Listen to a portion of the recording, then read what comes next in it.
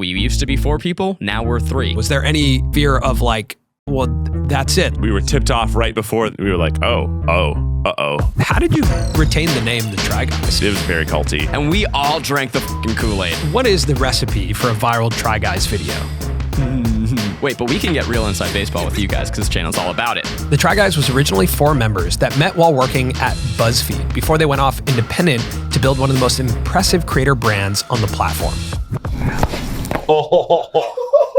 But as I'm sure a lot of you know, in October of 2022, they had a very public fallout with one of their founding members, Ned Fulmer, who had an affair with an employee at their company. In this conversation, we talked to Zach and Keith about what that was like for them. We also talked to them about how they've built their creator business and the storytelling tactics that they use to make some of the most viral videos on the platform. Some of these tactics we honestly had never heard before, and I think all creators can learn from. We left that brainstorm being like, this is too easy of an idea. It was so obviously a slam dunk that none of us wanted to do it. Our whole career was built on trying to go viral, and it's, well, here you go, buddy. Before we get into the conversation, we want to thank the sponsor of today's episode, which is our friends at Spotter. Spotter's a company that helps creators get the capital they need to grow their businesses. And they've already paid out over $775 million to creators like Dude Perfect, Mr. Beast, Eric, Kanigra Dion, and 400 more creators. But Spotter's not just focused on accelerating creators through capital. When you work with Spotter, you get access to exclusive creator events. Colin and I actually planned the first annual Spotter Summit that happened earlier this year. It was a week where we all got to travel together as creators, and we brought in experts from companies like OpenAI and Pixar. We got to learn from them, but also got to learn from each other. We've also been hosting workshops here at our studio, where we're working directly with the Spotter team to build tools that solve problems for all of us as creators. So if you're a creator and you're interested in joining this community and working with Spotter, click the link in our description. It's spotter.com/Colin and Samir, and reach out to find out if you're eligible to partner with Spotter. All right, now for our conversation with Zach and Keith from the Try Guys. Colin has your accolades written down, so but I don't have all of them, so I will off the dome do the best that I can. Okay, wow. Okay. Go for it. So you guys met as junior producers at BuzzFeed. By the time you had Incorrect. In 2014. Samir, take over. Okay, you guys met as junior producers in 2014 at BuzzFeed.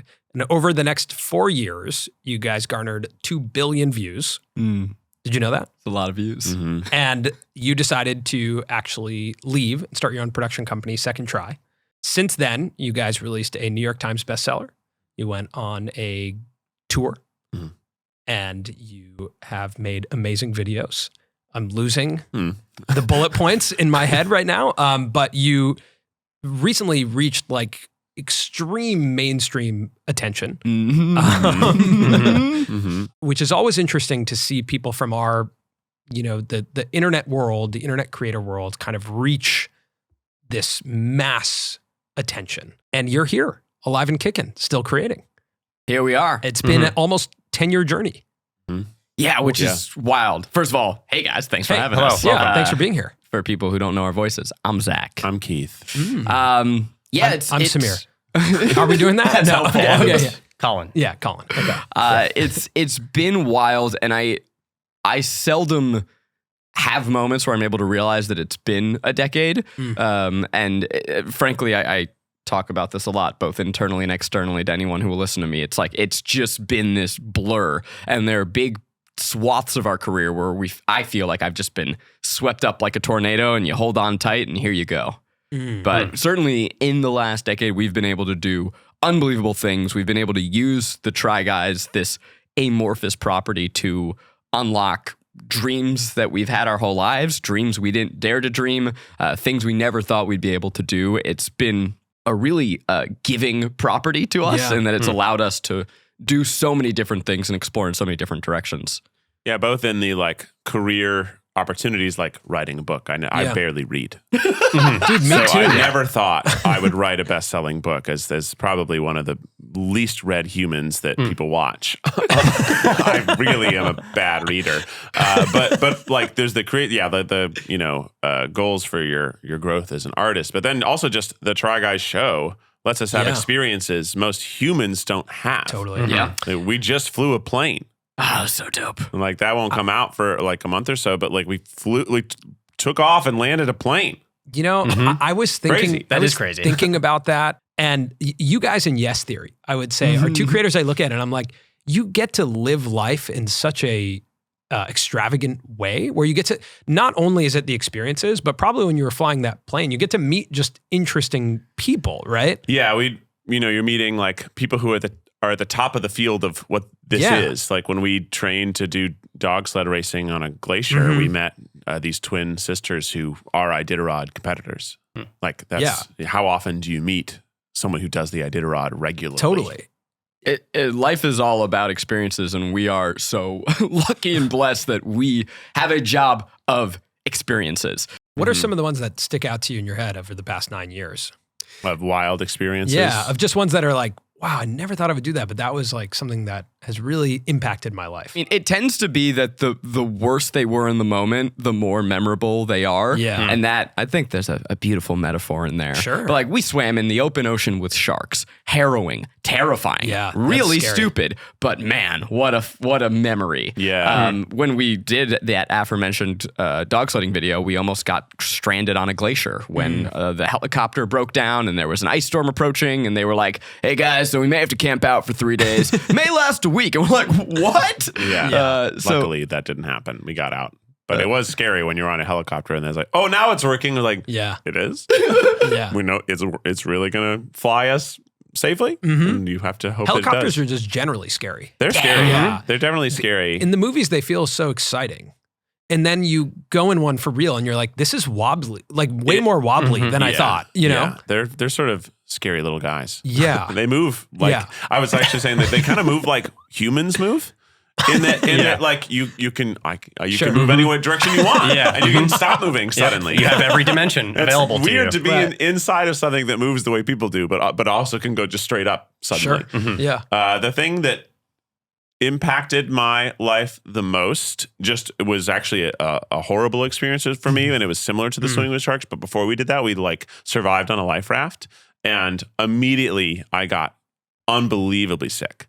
And started vomiting until there was nothing left in me, and I started dehydrating. And for me, it was like, oh, wow, this is what it would be like to die on a shipwreck. Because I thought, this is a real thing that's happened to people. It's not a joyous experience. This isn't like when we try, dog sledding, like this is a cool activity. Yeah. This is a traumatizing experience that people have endured. And often you die at the end of enduring it. Sure. So that was like a really like scary and weird, like, wow, I just felt like I understood what it would be like to die in that moment, and it was very upsetting.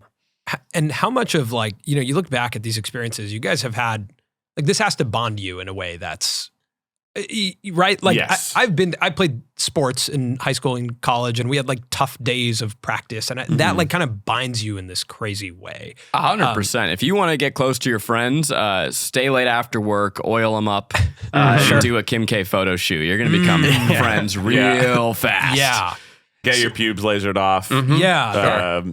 Fly pencil plane down together. That was there's a shot in that video of you guys of Zach shaving his nether regions. Yes. Hilariously. And prior to getting laser, because you have to do that. Yeah, which I felt was kind of defeat the purpose of having. I felt that should have been an all-in-one experience. But please go on. Yeah. But you lift your leg towards the camera, and your heel is revealed. And for some reason, that was the shot that made me most uncomfortable in that whole video. It's an intimate shot. It's too intimate. Yeah. Like when you see someone's heel and then their hamstring. Did you edit that yourself? No, we Okay. we had one of our editors, Skylar, bravely volunteer to do that one, and he definitely saw things that he can't unsee. And Again, we thank him for that. We all that did. kind of creates a bond in the company. That's Yeah, I mean, we try our best to be respectful of boundaries. And, if we're going to have a video like that, that's like, hey, there's some more sensitive stuff on screen. Are you comfortable with this? Do you find this fun and funny? And luckily he did and wanted to do it. Yeah. When I thought about what happened in, last fall, with you guys going from 4 members to 3 very abruptly, I thought about the, history that you guys have.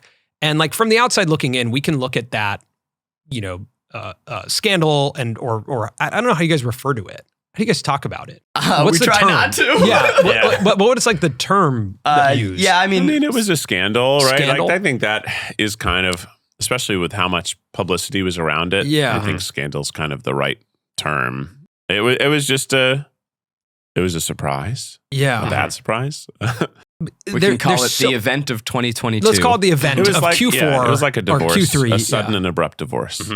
And that's like very abrupt from so many different angles, from the, audience, from, you guys as co-founders and co-hosts and a comedy group, from your company. Like, how are you guys now, months later? And like, how has this experience been of going through that publicly? Yeah, I mean, I think you're meeting us right now. We're still in a transition, right? It's something that fundamentally shook the core of it shook our core, the core of our company. It shook the core of what we do and how we do it. And I think within that, we're also taking it as an opportunity to wake up from this crazy, wild ride that's been the Try Guys up to this point, to reevaluate who we are and who we want to be going forward. People are often surprised at the process of our videos. I mean, things take months for us to make. A lot of our videos, we're shooting Without a Recipe, which is our big winter series. We're shooting it in like 3 weeks. Yeah, we're shooting it next week. Yeah. And that is going to come out in winter. In the winter. Yeah. That's our holiday season. In November. Because we just like to, we really like to give our edits a lot of time. That's cool. This is a craft thing that we can get into later. Oh, yeah. I don't mean to get off track from the real question. So I've talked about this where I felt like the first several years of the Try Guys was this just like this wild fever dream where this thing hit that none of us expected to hit. And within it, we found this opportunity to, as we talked about, unlock these dreams, build a company, which was never on my radar. And so we fucking went for it, man. Yeah. We held on to the dragon and we rode it. And so this was this like moment where I felt like I woke up and it's like, what happened these last few years? So long story short, I think now we are finding our company in a much healthier place. I think that it brought us all together. It allowed us to reevaluate what we want to focus our energies on, and to shape the company and our image to be less driven maybe by short-term goals, and to really recommit to our audience and what we care about. I've told, we say we're not in our viral phase anymore. We're in our cultivation phase. We want to cultivate our relationship with our audience, and we want to also cultivate our own relationship with the content we make to refocus on what matters and why. Said a lot of buzzwords in that, but I mean them all. And like do cool stuff that will be fun. Yeah. Yeah. Something that we're doing is we're going to put on a live Romeo and Juliet. That's going to be a ticketed live stream where we are going to do Romeo and Juliet. And anyone who's viewing it, there will be polls that change elements of the show, or change out the props we're using, or change the characters we're playing. It's gamified. It's a very gamified version. We've always wanted to do like a Shakespeare thing, because like it takes a lot of effort to put on a play. We have to study the text. It's like we're actually like going to school for the next month to learn how to read Shakespeare. But it's also like, how fun would it be to be an internet company that puts on the most archaic traditional theater? I also think now this is just another sidetrack, but it's like so interesting to me. I feel like with the rise of AI and like some of the software and technology that's coming into creativity, I think there's going to be a deep craving, or I have a deep craving, to go watch theater or stand-up comedy and like watch someone real perform in front of me. I think that's the only chance that we have against the machines is to bring back person-to-person entertainment. Live performance is going to always be necessary. Yeah, for sure. Because we like robots, right? I like that my car listen, if they're listening, helps me change we lanes. like you guys. I like robots. There are a lot of practical For the uses. record, I got nothing against robots. We love you. Wally's adorable. Okay. But, there's some, we like people. People like people, always. We like the characters and we like actors in sitcoms more than we like the sitcom itself. Yeah. We connect to people. There's no way to not. We find faces in things that don't have faces, right? Because we like people. So I think that always live performance and special theater will still exist forever, even if there is other artificial intelligence media that exists alongside of it. I think the event taught me and reminded me that all this shit's ephemeral. Nothing lasts Yeah. forever. And we have a choice as creators. We can try and chase this dragon forever. We can try and be the master of a constantly changing viral landscape. And every time a new platform comes out, we can go, we're going to be the best at TikTok. We're going to be the best at Quibi. We're going to be the best at whatever new thing comes out. Did anyone say they were going to be the best at Quibi? Someone said someone it. said it. Okay, you're right. I'm sure We someone probably was. thought about it for a second. Yeah, we thought about it. we had all a, thought we had a about it. meeting. Like, maybe I could be the We best. all had very there was a- demeaning Look, meetings I with wanted the their money too. Yeah, there was a compelling they didn't reason. want to give us their money. There was a compelling reason to try and be the best Yeah. at Quibi. Yeah. Yeah. They had a lot of dollars. Yeah. So it's like, I look at that and I go, do I want to be rounding the corner into my 40s and my 50s, still trying to keep up with the trend of the week? Or do I want to just let myself do things that I enjoy as an artist and say it's okay to not be the most viral creator anymore? And that's kind of the phase that I find myself in now, is a little bit of acceptance and a little bit of trying to refocus my attentions away from that, that BuzzFeed brain that we had. We were trained in in an environment of needing everything to always go as viral as humanly possible, to be as broad as possible, to reach as wide an audience as possible. And I just think that at a certain point, that's a little bit creatively corrosive. Yeah. So I'm trying to get over it. At the same time, though, we've built a big company, and there's a lot of people who work for us. Yes, We yes. have to. You We have have to- a there's responsibility. There's the like, we have to still make it that what we like to do is stuff people want to watch. Yeah. Yeah. Right. Yeah, So yeah, you, that you intersection there still has to have be to there. have limitations to your creativity of like, well, it still It has to be has things have a people wanna title and watch. a thumbnail that people will click on. Yeah. It has to be things people want to watch. It also has to be profitable because art and commerce have always been inextricably connected. You can't just make art for selfish reasons because we have to pay bills. We have people that work with us. We need to support their lifestyle, their families, our lifestyles, our families. Monet only painted the water lilies because he had a rich benefactor. So you could have a Patreon type relationship. You can try and work off of ad dollars. You have to have some solution where your art is made in a responsible way.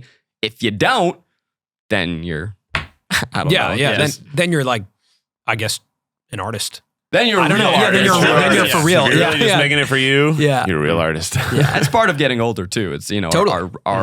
our priorities are shifting. We want to spend time with our loved ones and we want to make sure that everyone that we work with has reliable incomes. So how does the business primarily work? And has it changed? Like what are the ways that Try Guys actually produce an income and are able to afford these employees? Yeah, I mean, there's the YouTube channel's the biggest, right? Because it's the video content. That's what people want the most from us. But we have 3 podcasts under the company now. We do sponsored stuff. We're like, still, what's good is we're considered a very like safe brand. Like, Which is crazy because we say fucking shit and take our pants off all the time. Right. But brands think we're very safe. So we love that. So like, Yeah. that's good. We do some amount of sponsored work and we get to work with some good brands, I think. We have a Patreon. We have all of the social channels. Most of them don't really make you a ton of money, but the hope is they keep you in people's minds, so they direct them to the places that do make us money. And that's mostly it. I mean, we have a strong library. You're right? primarily an ad-based business. Yeah. So, I mean, which is most creative businesses. We're trying now to diversify those Yeah. income streams as well. We want to get to a place, hopefully in the next year or two, where we are less reliant. Right now our business is very reliant on a steady output of releases. New releases make more money than old releases. If we don't put out 2 videos a week, our company goes under. That's more or less where we are. Right. So to try and find some stability where we can take some big swings and maybe get to a place where we're doing quality over quantity. The goal is to have our quality and our quantity be in step with each other. But things like our live streams, this Romeo and Juliet stream, it's like, cool, if we can do 2 ticketed events a year where we're basically going on tour all around the world in one night. And we're going to do a we did Without a Recipe. We did a live cooking special back in December. And that was like, cool, this is a really high value to the audience. It's a ticketed event. And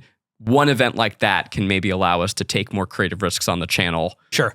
Because it's an event we're actually charging for. One thing that I think is pretty common amongst creators is like fear plays a pretty big factor as like when you think back to your first Try Guys video, it's kind of like you have nothing. Right? Like you have idea and you're just like put it out there, and it's like, oh, that works. Yeah. Once it works, you have something, Right. and then you have something to lose, which becomes like such an interesting mental battle. And the more years that it's successful, the higher the stakes of, the fear. Right. And the more people they're going to be like, I used to like their videos. Right. Yeah. Yeah. But at the same time, like, I love The Simpsons. Mm. I don't watch The Simpsons. Me either. Yeah.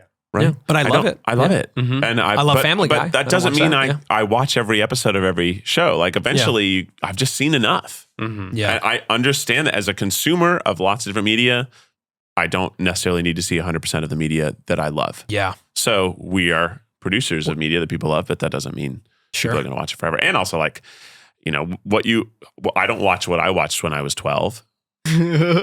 Yeah, right. Yeah. Right. And people grow up and they change, their tastes change, or they just need something new. They need to watch something Yeah. different. Like, I just, do, however, when I'm on a plane, I always look and I'm like, I'm going to watch something new, something I haven't seen before. And then they have The Office. And I watch The Office. Right. And it's But just, you probably watched the seasons of The Office that you loved, not the seasons when Michael left. of course, and then no one I- watches the seasons when Well, Michael left. okay, that's Yeah. where we're at right now. Yeah. Yeah. Got it. that took me a second to click. My question was, like, did you guys have that fear? And when the event of 2022 happened, was there any fear of like, well, that's it. Like the thing that we built is lost, or were you pretty clear that this moment, like months later, you guys sitting here, that this was a large part of the reality, that you were just going to work through it? And I think both.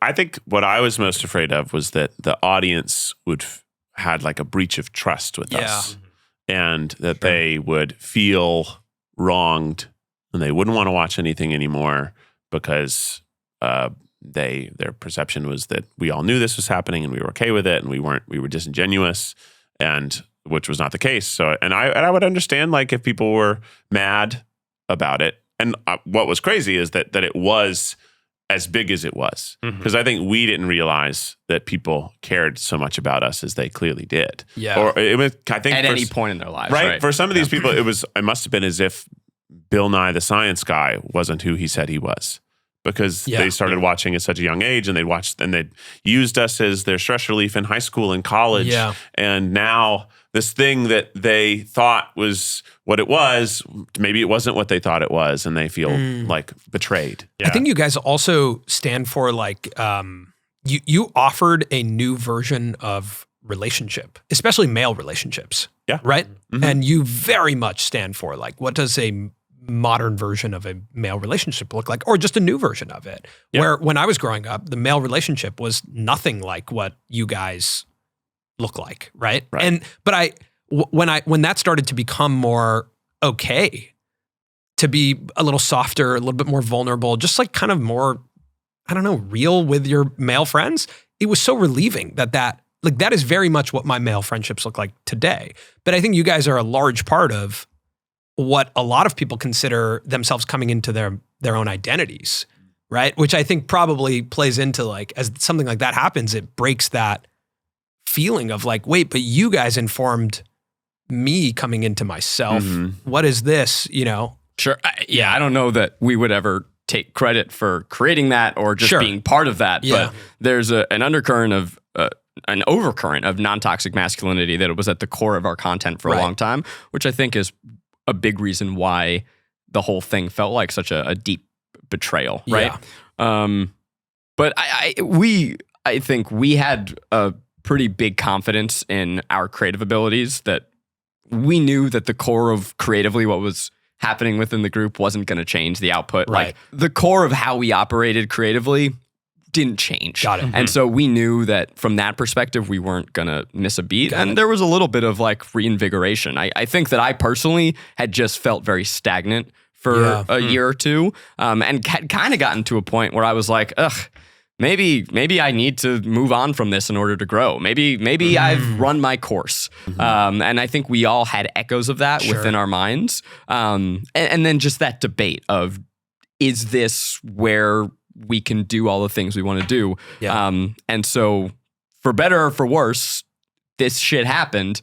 It allowed us to kind of reinvigorate our passion for the group. It made me more excited to think about what it could become. You know, what's interesting, Keith, you said like it was bigger than you imagined or that you thought maybe it would be.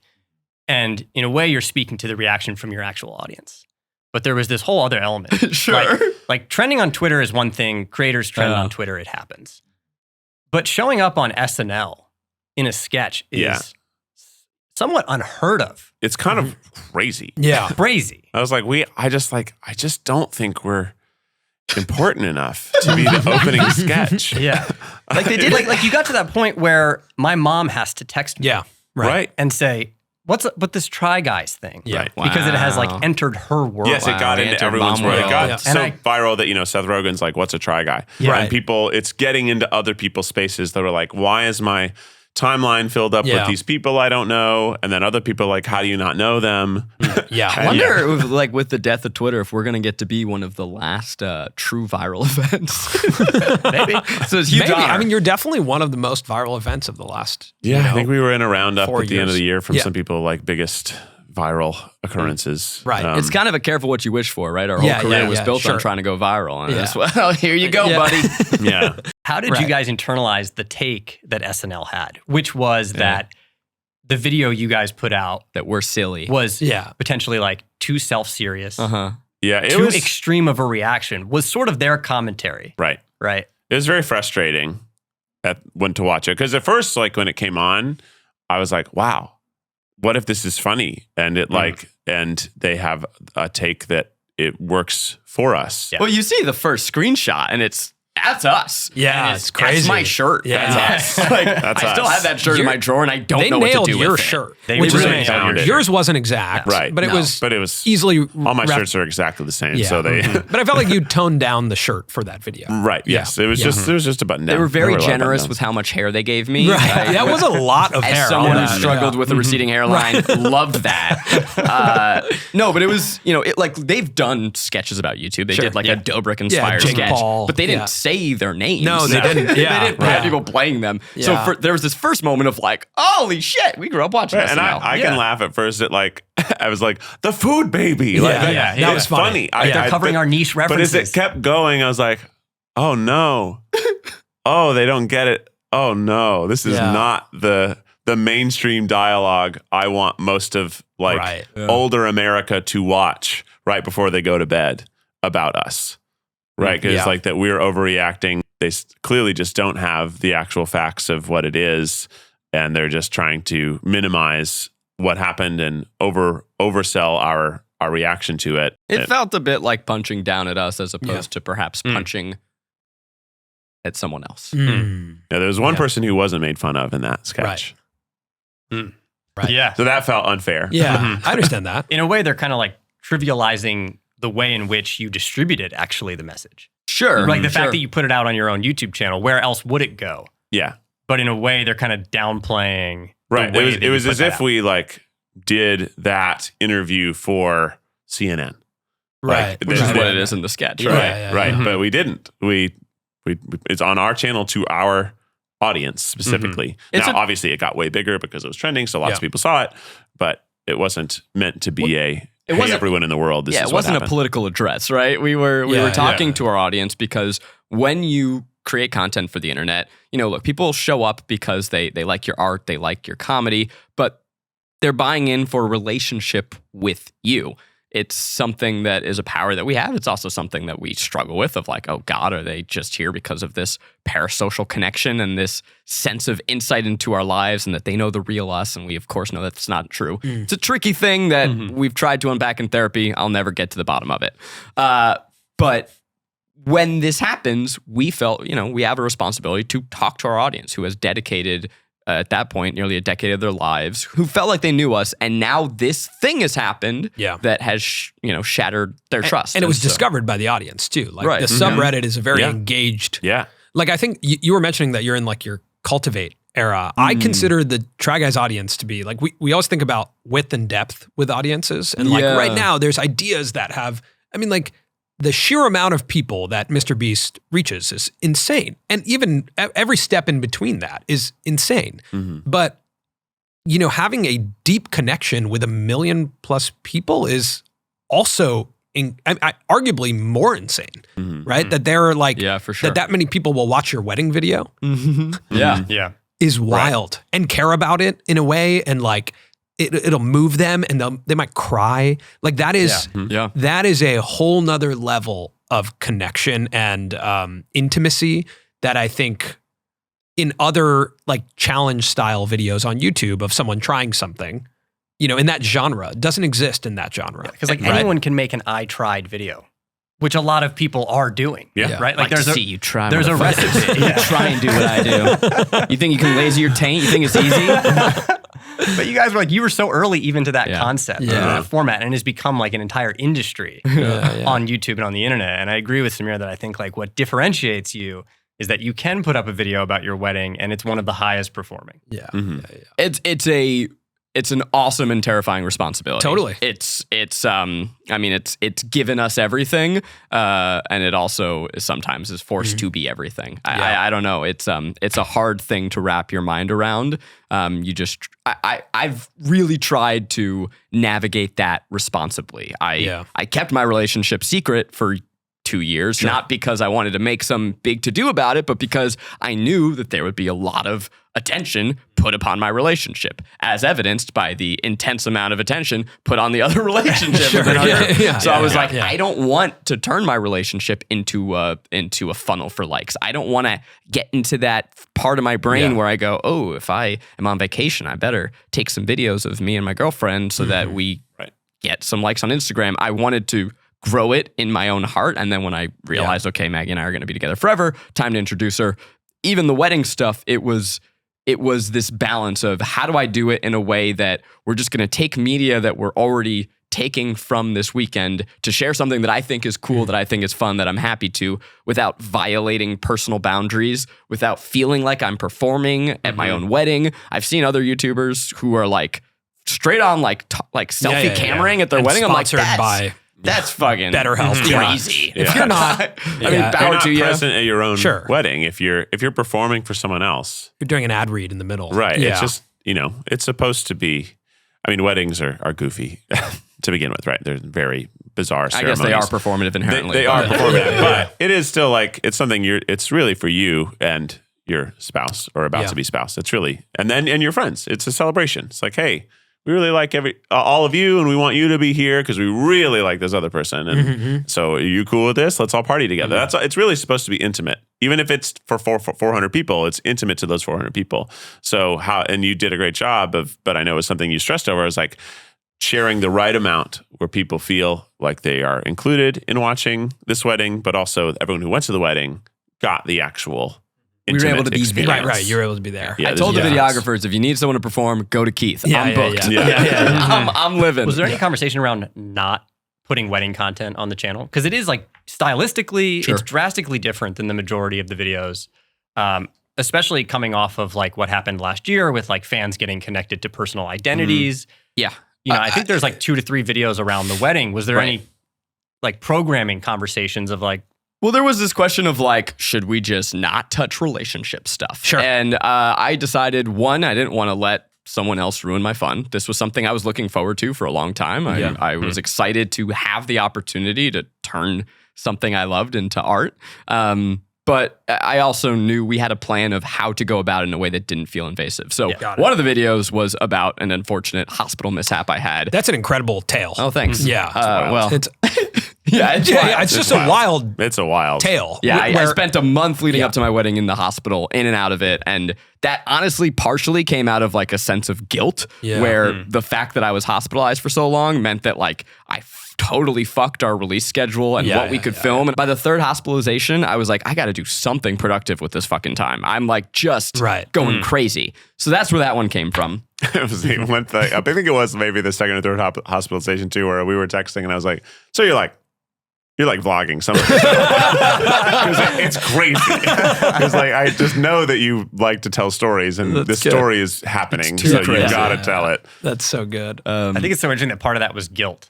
Yeah, like you're going through something. It's guilt, it's boredom. It's just like we are at the end of the day, we are storytellers, and so if you have a great story, you have to tell it. But we don't have that you're not contributing. Yeah, exactly. Yeah. I mean, there's a lot of content that has to be made. There's only a few of us that are regularly in all the content. Obviously, one of our goals is broadening our cast and getting more people and just have more faces and more lifestyles and backgrounds on the channel in general, because the whole idea is it's people trying something they never tried before. At this point, we've tried a lot. And it's hard for me to have an overwhelming new experience just because I've had so many. You had one this morning. Right? Yeah. I'm drinking mud. We gave him mud water. I'm drinking dirt. Yeah, that's right. It's wild. Yeah. My tongue feels weird. But I was about to go do an off-Broadway show and I was going to be gone for 6 weeks. You were about to do the wedding. We already knew he was going to be gone during that time for his honeymoon. So content still had to come out on the channel. We were going to have something that Zach was going to host, and then he got injured. So I was hosting it, which was fine, but it also just wasn't what the channel was supposed to have on it, because we like to have a decent spread of who's appearing on it. So it doesn't look like only one person is there. It sucks right now. If you scroll back, it's like Keith face, just try saying that 10 times fast. And then my face then forever, Zach, which no one wants. And me least of all. And it's like, this is just, we're trying our best, guys. Like we're getting through a slog. One thing I wanted to say that I think you guys nailed was the tripod podcast episode after the event. I've actually listened to that 3 times. Oh, wow. Wow. First time because I was very curious. Sure. The second time because I was like, how did you leave me feeling so good? Oh, nice. After that conversation. And then third time to really study tonally, how did you do that? And that's from me being like an observer of our space of like, I don't think there's been a better piece of content made after like a, public controversy than that 1.5 or 2 hour long conversation where Thank you. You guys address it. You do it in a lighthearted manner. It opens with you talking to the producer, Miles, about his titling conventions of a lot of the episodes being like controversial. And I think one of the opening things you say is like, you've used up all your controversial titles, basically. You say like things that weren't that controversial. You're like, hello to like our regular viewers and no one else, which is like so funny. But that like that's tonally, it's something that I think I really aspire to as we continue to come into our own as creators of like, as we approach controversy. Yeah. Right. Yeah. Which is inevitable for everybody. Inevitable for everybody. But that to Colin's me was like fighting ring unveiled. As that comes to life, we want to be able to handle it. Yeah. That was just such a impressive display of like your guys' authentic personalities coming forward. In contrast to I think how like the big couch video that everyone was like talking about and tonally how people, and like when I saw that I was like, oh my God, that to me like pulled me more into the world of the Try Guys. And I feel like I'd have to assume that there has been a rise, correct me if I'm wrong, but like maybe a rise in viewership or fandom or connection. Have you felt that tangibly or not? Not really. I mean, maybe there was. I think there were certainly a lot of people interested in the channel in the months following it. I think after the buzz of it all went away, a lot of those other people went away too. I think we've had the opposite, to be honest, because we got an influx of people like, what's going on? Oh, there must be drama here. I love drama. So they subscribe and then they realize we're not dramatic people. Yeah. So, and then they unsubscribed. So we saw a huge drop in subscribers for the first time ever. And I think that along with other things, we got into a time when it was harder to create content. So the confluence of those events led to some of our worst performing months ever to start this year. And it's something that we're recovering from. But you took mushrooms on the channel, which was exciting. Yeah. Well, that's again, our cultivate phase. That was, cultivating mushrooms. We're just trying to do funny, goofy stuff. I love that. Again, I think it's pretty natural for creators to age up with their audiences, and like aging up doesn't mean more mature content. It just means like exploring. And like you said, like doing a format for a very long time is incredibly challenging. Not only for you guys, but it's also like the audience is, the whole environment is changing. Sure. And I think about like, your guys' origins are at Buzzfeed. The amount that Buzzfeed has changed, I went to their YouTube channel to look and just be like, whoa, and Vice is going bankrupt right now. Like a wild time. It's a wild time. I don't know when this is media. coming out, but we're recording this in the midst of all the digital fall of media, the media company. Yeah, the 2010s are over. How do you guys think about your own media company and how to keep things fresh? Because we look at these, this history of media companies of the early stage when we were all coming up as internet creators. I mean, BuzzFeed was the pinnacle of.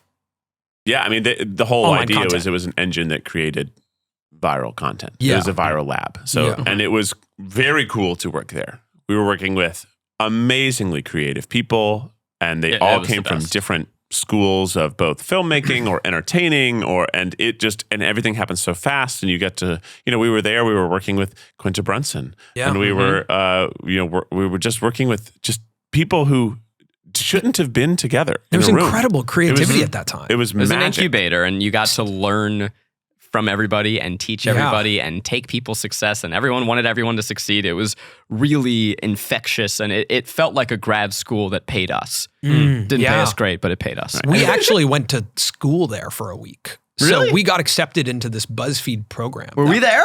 I think you guys were around. It was very like Hollywood lot. Like all I remember is Stephen Lim came in like a black car and the door opened and I was like, this is modern Hollywood. What year were you there?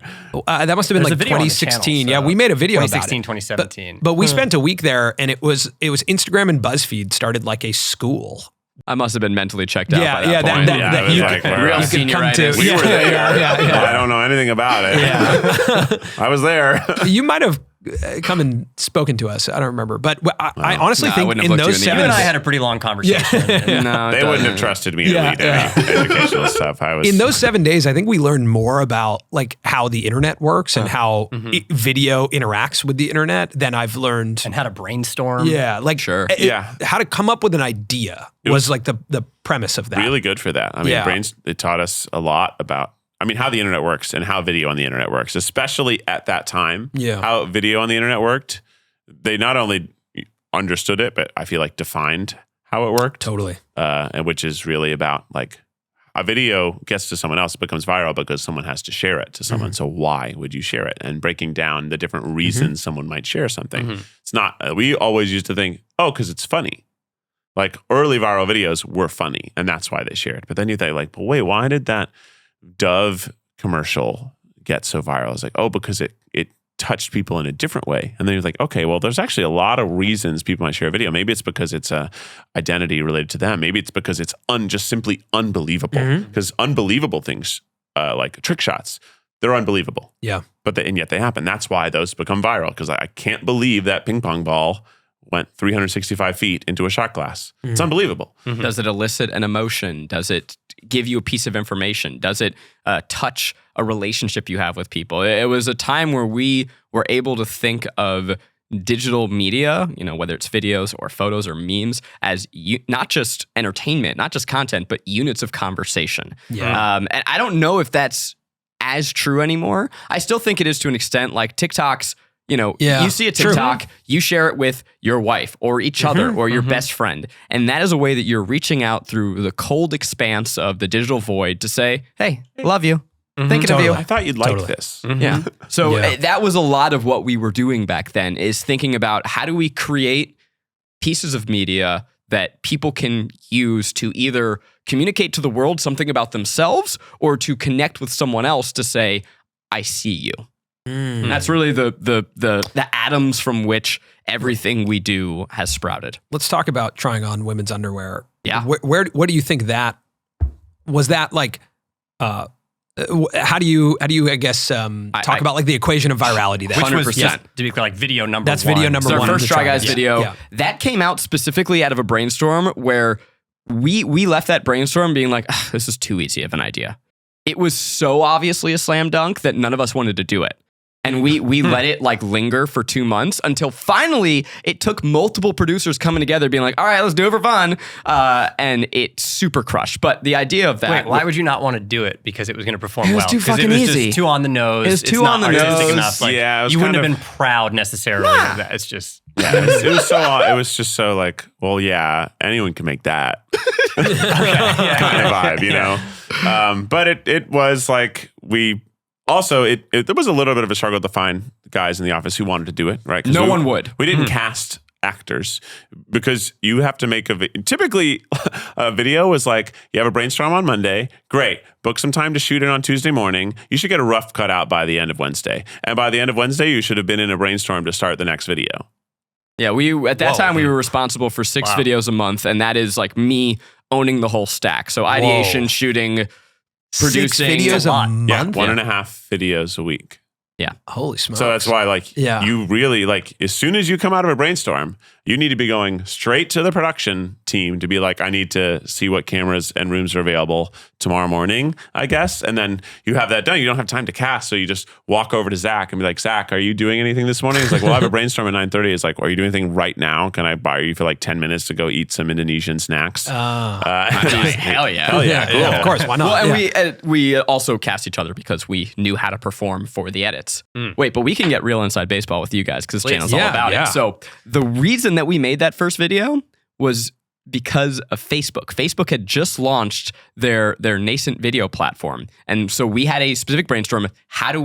What does Facebook video want to be? This was like week 1 of Facebook. And there was one video that had performed well, made by another producer, that was around guys trying on, I want to say, Spanx. So we're like, cool, guys trying lady things. We do taste tests, which is people trying different cultures. Maybe there's something to this gender swap of it all. The irony is if we had just waited and been like, oh no, Facebook just wants fast hands and stretchy cheese. That's the secret to Facebook. Yeah. Right. And this was also because Facebook at the time was promising these unbelievable numbers, which we would later find out were inflated. Sure. They were using just people scrolling by to juice their numbers. And they were also, for years, promising this incredible stream of revenue that was going to change the industry, which also turned out to not be true. And as a result, we saw huge companies, College Humor's talked about how they shifted their entire strategy to be about native Facebook video, ended up tanking the company. They're doing quite well now with Dropout. But I digress. So we had this brainstorm. We came up with this idea. We came together. We were the only ones willing to be in the video. It was a huge success. And this video was a hit on YouTube and Facebook and maybe Twitter as well, where it got 1 million views on both YouTube and Facebook, which was unheard of for us. Usually things would... you tried to make things curated to each platform. What performs on Instagram is different than what will perform on TikTok, is different than what will perform on YouTube. But we found this rare crossover hit. And so from that, we said, okay, we should do this again. We thought that maybe there were 3 ideas there. That was... Wow. Sexy. It was so like, what is underwear? Ladies' underwear is inherently just so different from men's underwear. In some ways, it's more constrictive. In some ways, it's clearly meant to be provocative. So there's a lot in there that guys haven't experienced in their clothes. So we can comment on that. Women can watch it and be like, yes, finally someone understands me. I can send it to my friend to like commiserate, or I can send it to my boyfriend to prove a point.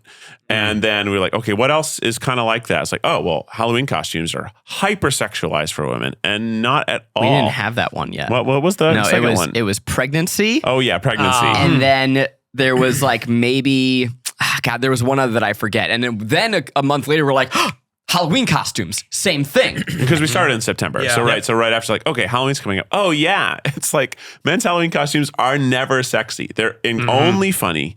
They're like equal parts funny or scary. There's half of them are just jokes, like you dress up as a big old boner, or the other half is you dress as a guy with a knife covered in blood. Yep. There's something in the middle there, which is just like you dress as Batman, which is confusing. Right. What's you that? dress as childhood heroes. Yeah. But normally you'd make it funny. It'd be like Batman who's drunk. Yeah. Right? Like Batman holding a beer. And like your point is like, I'm going to be Batman at this party, but I'm going to get hammered and I'm going to be drunk Batman. I had a phase where I went through very simple like children's costumes. Like, what are you? I'm a pumpkin. Oh, big fan. Which is fun. Big fan. But ultimately, it's funny. It's sort of anti-comedy funny. Yeah. We'll go back to the story. Right. Yeah. And we just realized, that's in the same way, we're going to be able to have guys see how it's hypersexualized. We get to make a lot of double entendre, silly puns and jokes, which are funny. But ultimately, at the end, it's like, wow, this is crazy that the only offering for ladies is hypersexualized. Like, even if you wanted to dress as a ladybug, it's a hot ladybug. A sexy ladybug. A sexy ladybug. So that did the same thing. In fact, it did it even more so because it was around Halloween, so people were sharing it. And then some people were sharing it and be like, well, actually, I love dressing as a sexy whatever. And some people were like, thank you. I would love to just dress as a a normal spooky nurse rather than a sexy nurse. So it got lots of conversations going. And for the first time, we were like, let's use the same cast, because BuzzFeed was all about iteration. Pick something from it and replicate it. And what they never did was put the exact same people in a video. And that was sort of because... Pretty fucking obvious. BuzzFeed didn't want the people to become famous, and that's why they really leaned into Tasty, because you didn't know who made it. Yeah. And that's part of the reason that it is struggling and has struggled. Yeah, I mean, I definitely think that as an element, they were very resistant to let people become personalities within the company, because, in a business strategic way, they didn't want people to have leverage, of course, and ask for more money because this brand relies on this person. But it was really like, we have to make these videos so fast. I need people who know how to perform what I want out of this video quickly. And because I have to put it together really fast. And so if I can just go to the same guys that I know can deliver this, I will make the video faster. It will be better. And also it might have some sort of carryover from the last video's audience to see these same guys doing this again. And it creates a better relationship. And now we're not only getting people to watch because it's a viral concept and it has a good message, but they like Zach's joke from the first one and they want to see Zach's jokes in this one. Yeah. That's so interesting. That it's going on multiple levels. I love I can't stop thinking about the units of conversation. I think we talk about that a lot now and how the mediums have changed. Like back then, a share on a long form YouTube video or Facebook was probably the easiest place to share something, right? Yeah. YouTube's still kind of hard to share. Like you press the share button, then you copy the link, and then where do you put that? In a text? Is it in an email? Right. Is it in a WhatsApp? I'm not going to share it straight to Twitter where it burns in some, check out this video. Stop it. It's crazy. Don't speak for me. So it's actually harder. And that's why Instagram and TikTok they have the DM, right? Yeah. Which is like much easier to share a unit of conversation. But yeah, like the conceptually, like why is someone going to share that? And then you go deeper and like, I'm enjoying these character dynamics. I'm enjoying the people. Did BuzzFeed, were they like, when you guys were starting to catch, did someone come to you and were like, great work, congratulations? Sure. We all got pins and buttons when we made good videos, and that was sort of a weird cultish currency. Yes, you got a pin. Like there was a pin that had some guy's face on it for a YouTube hit. There was a different kind of pin based on benchmarks. Yeah, that had for a Facebook hit, and then eventually they established this weird, it was very culty. It's like a hoodie you could get if you got. One day they go, look at this beautiful hoodie, and everyone goes, oh, and they say, we've gotten one for all of you. If you'd like to win it, you must get a video that gets to 1 million in 1 week. No, it was 3 million. 3 million? 3 million in a week. Yeah, okay. So like some guy comes in wearing that hoodie and everyone's like, dang, he got 3 million in a week. When you got your hoodie though, it was like your SNL jacket. It was like, welcome to the club, buddy. That's and crazy. we all drank the fucking Kool-Aid. Oh, yeah. I now can look back and be like, wow. But back then it was like, I need that fucking hoodie. Yeah, of course. That is strange and culty, but it's not too dissimilar to what's happening actually with Instagram and Facebook. Like we heard someone from Instagram speak, and they weren't talking about like monetization that comes from video. They were literally talking about like the stickers or like the little emojis that will get sent to you. Have you noticed that? Upon accomplishing certain viewership metrics. We just had... And delivering them as if it's like something I can use in my real life that I can exchange for like food. We made a Wow. Instagram reel that went uncomfortably viral. And at every milestone, it was like a sticker that just came out of the screen and was like, made a reel that viral. Yeah. I haven't heard any stickers. Now and I it was really like, wanted the it kept sticker. saying new achievement unlocked, They 5 million gamified it. views. Yeah. And you were like, so what do I do with that? And that was it. It was just it was like the 1 out of 10 on YouTube when the confetti comes out of the screen. And it's just like a dopamine hit where you're like, I did it. Yeah. I didn't realize I was going. I didn't realize there was a thing to do, but I did it. But I did it. Yeah. I mean, it is amazing that so many of like the current internet rock stars are from that era of BuzzFeed. Yeah, like Michelle. Yeah. Michelle is, I think she's probably the best try guy there is. Michelle Carré is who you're talking about. She tries things to such a degree that we could never. She's amazing. She transforms her whole self every time she does a challenge accepted video in a way that no one else could. Yeah. Like that, she's one of a kind. She's brilliant and she's very sweet as well. But she commits herself way harder than I mean, she just ever would. boxed. She just boxed, but she, even when she does she ran that crazy marathon, ultra marathon That was crazy. in the desert. That's in sort the of desert. ridiculous. She does Yeah, that was like ridiculous. Michelle. Michelle, that's a lot. It's a lot. She does it at a production value too that was not at BuzzFeed, which I think is really interesting. Yeah. Like, she takes it to this other degree that maybe you wouldn't expect would work on YouTube because it's like too polished. Yeah, it's nice And- to see. I mean, she's always loved and aspired to something more cinematic, and Yeah. I don't know. It's something that we like to see too. Things that are more polished are fun.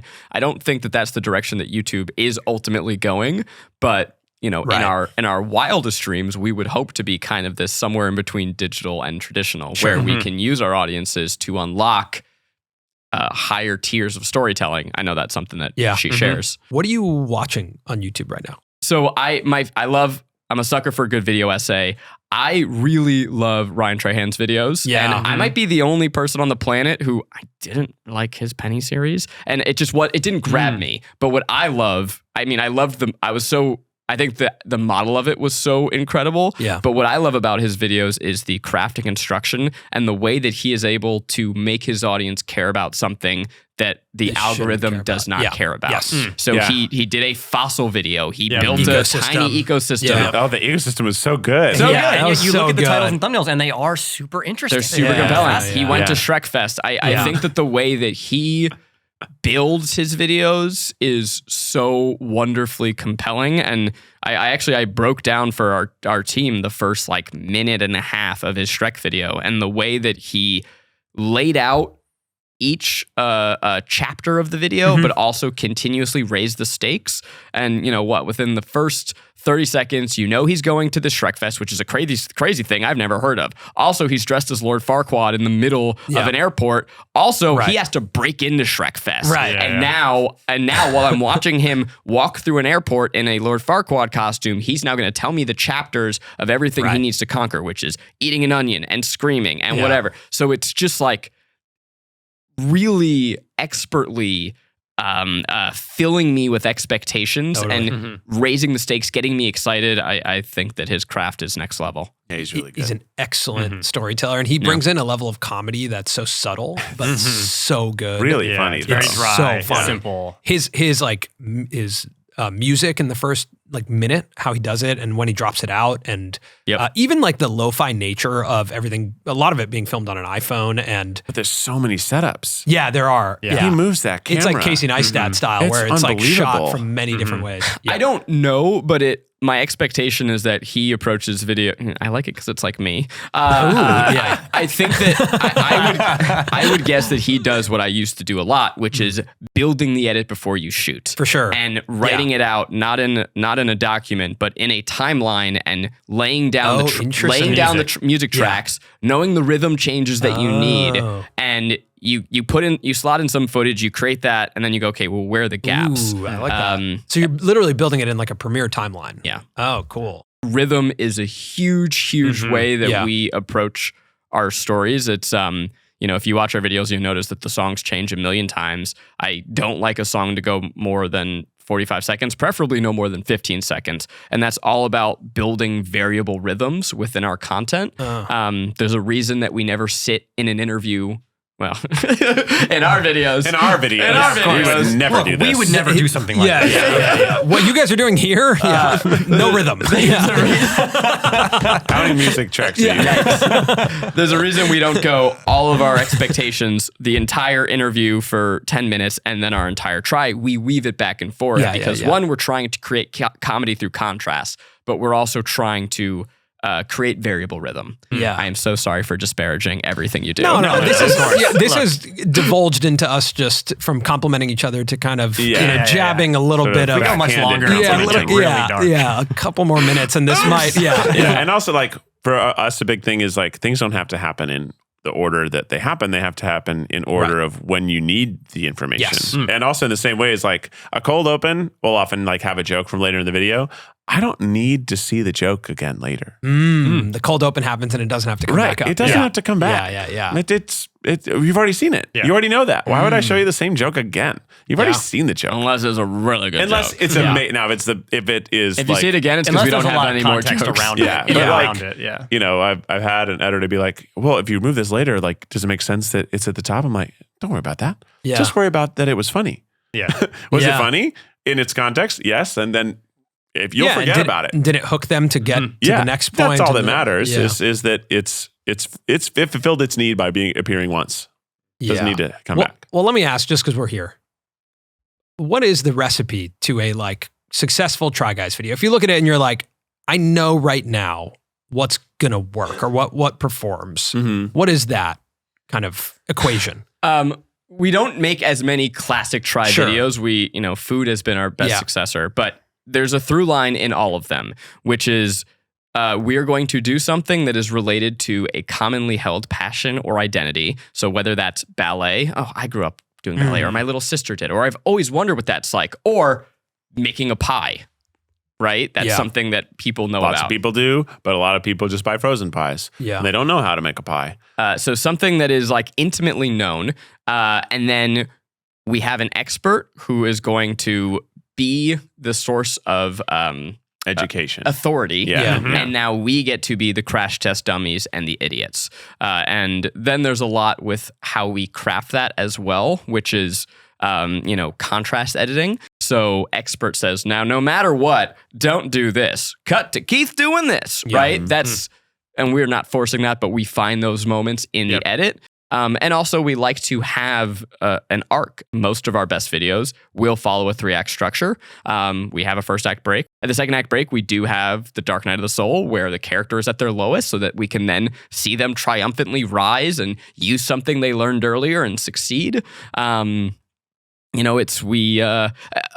We try and follow the tenets of traditional storytelling.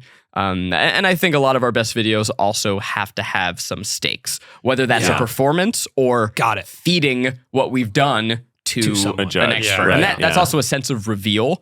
We learned really early on that audiences love a reveal. And once the reveal, so we talked about data. We still use data. While we try to let data inform but not dictate our art. So YouTube has tons of incredible data, and that has informed how to make our content the best it can be. You also sometimes take that data and willfully ignore it to then make things you want to make. But we've learned a ton on how to structure our videos based on audience retention. And that's learning that once they see the big reveal at the end, the video is over. Yeah. So now, if you have any reflection where we've gone through this incredibly transformative emotional experience, you need to start hearing the reflection underneath and during the final performance, the final reveal, whatever. Because once we're done revealing, you got it. 30 seconds, video's over. Yeah, that's really good. That reveal, too, is an honest moment for whoever's in the video, one of you two, to actually experience something for the first time, right? And actually capture a moment that was real and honest. Right. Absolutely. And you want to have like character growth, right? So at the beginning of a video, not everybody is going to want to do it. Some people might want to do it. And maybe some person's like, could start with I've done this before, so I'm going to crush this. They end up doing like bad. Yeah. And then there's someone who's like, I don't want to do this. I think I'll be bad at it. They actually throughout the video really like it and they do the best. Yeah. So you have some sort of, there's multiple story arcs happening. And then in the format of a Try Guys video, there's often like little formats that happen. So like maybe there's a little reaction minute that's a reaction format that's buried in there. And then there's like there's a facts format and like a brief history of type try format. on, taste test. Then so it's actually lots of little formats. And that's why you need lots and lots of music, because you're really changing the pace and the mood of the video into little tiny chapters amongst the bigger 3-act structure that's happening. Yeah, we kind of go back to the first 2-minute videos we made when we started at Buzzfeed, and we just kind of piece those together into a bigger piece of media.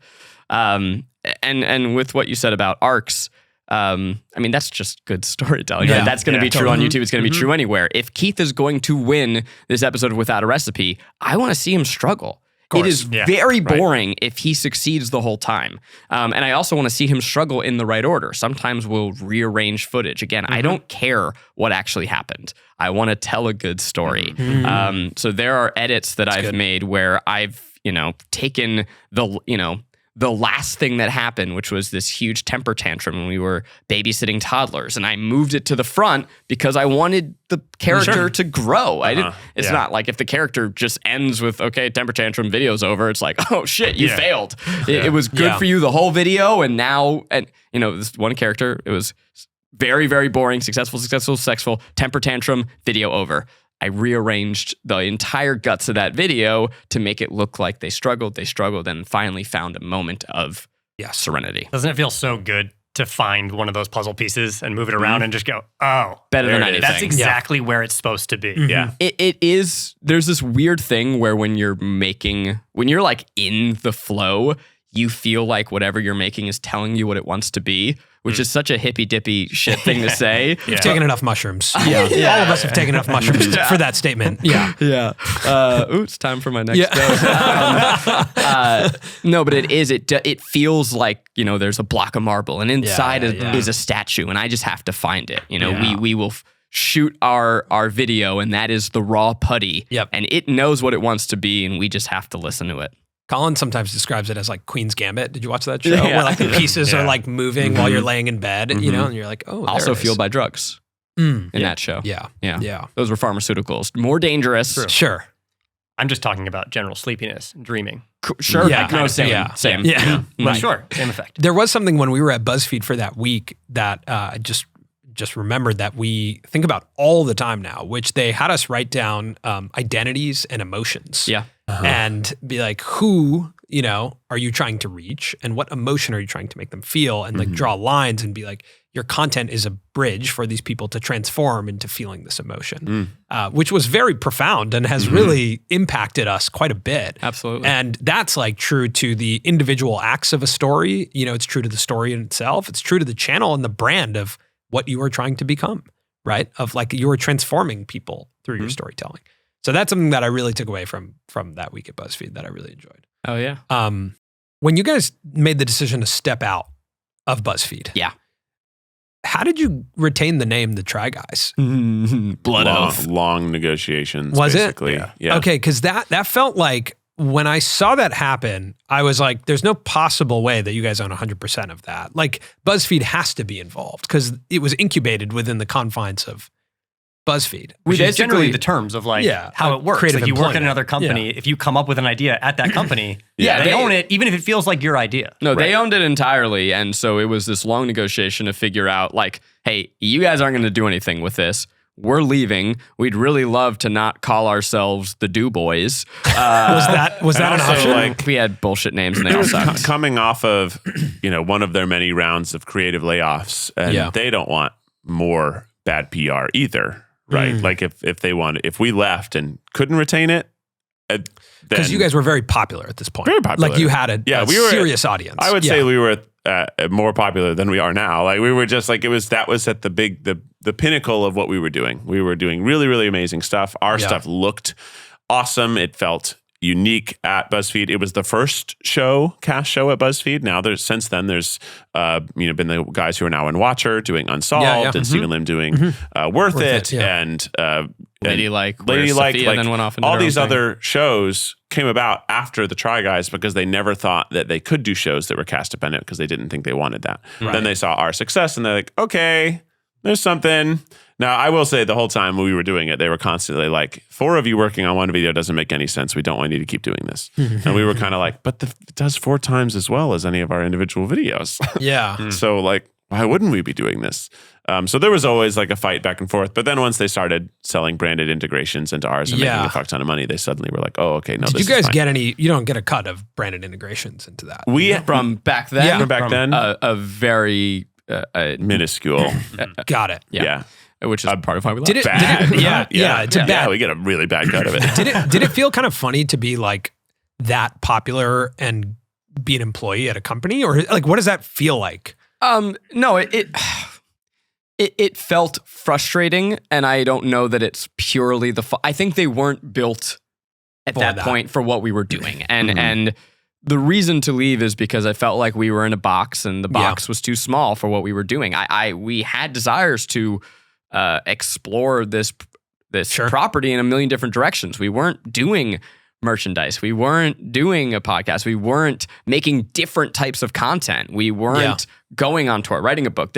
We saw that there was so much potential within this thing. And then I would have meetings where I was like arguing for an extra $300 to shoot a video. And I'm like, guys, I can't fucking do this anymore. Like, you just let me, come on. You are not paying me that. You're paying me. I don't want to make it too much about money. But it's all about money. But at that point, there's an element of like, we are growing exponentially and not earning. We could be growing exponentially, and we're not even able to. It wasn't even about money we were being paid. It was about money at our disposal to make better content. It was the budget wasn't going up.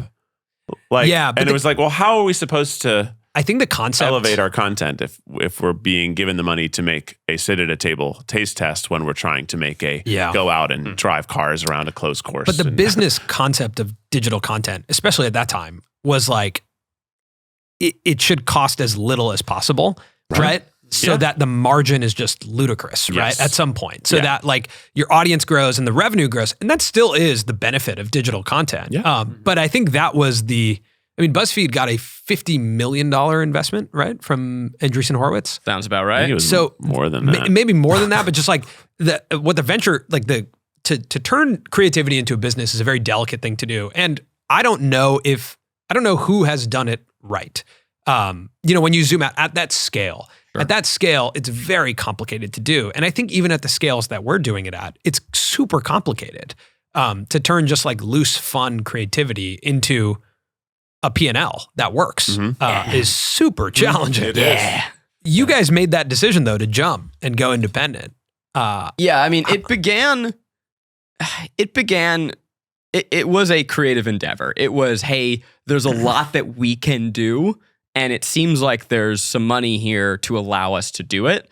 Now, our financial success in the first few years outpaced our expectations and then allowed us to grow faster and allowed us to do more. But our philosophy was always, okay, if we're going to get X in for a branded video, let's deliver something to the brand and then use some of that money to make some cool shit that we actually care about. Got it. I think it used to be though that we would like use the branded money for the video that the brand was on. And now it's a little bit more like the branded money still goes to something, but doesn't always necessarily go to the video that is sponsored, but like we just really want, when we have money to make stuff that looks bigger and feels bigger and like has more artistic stuff, we get to do that.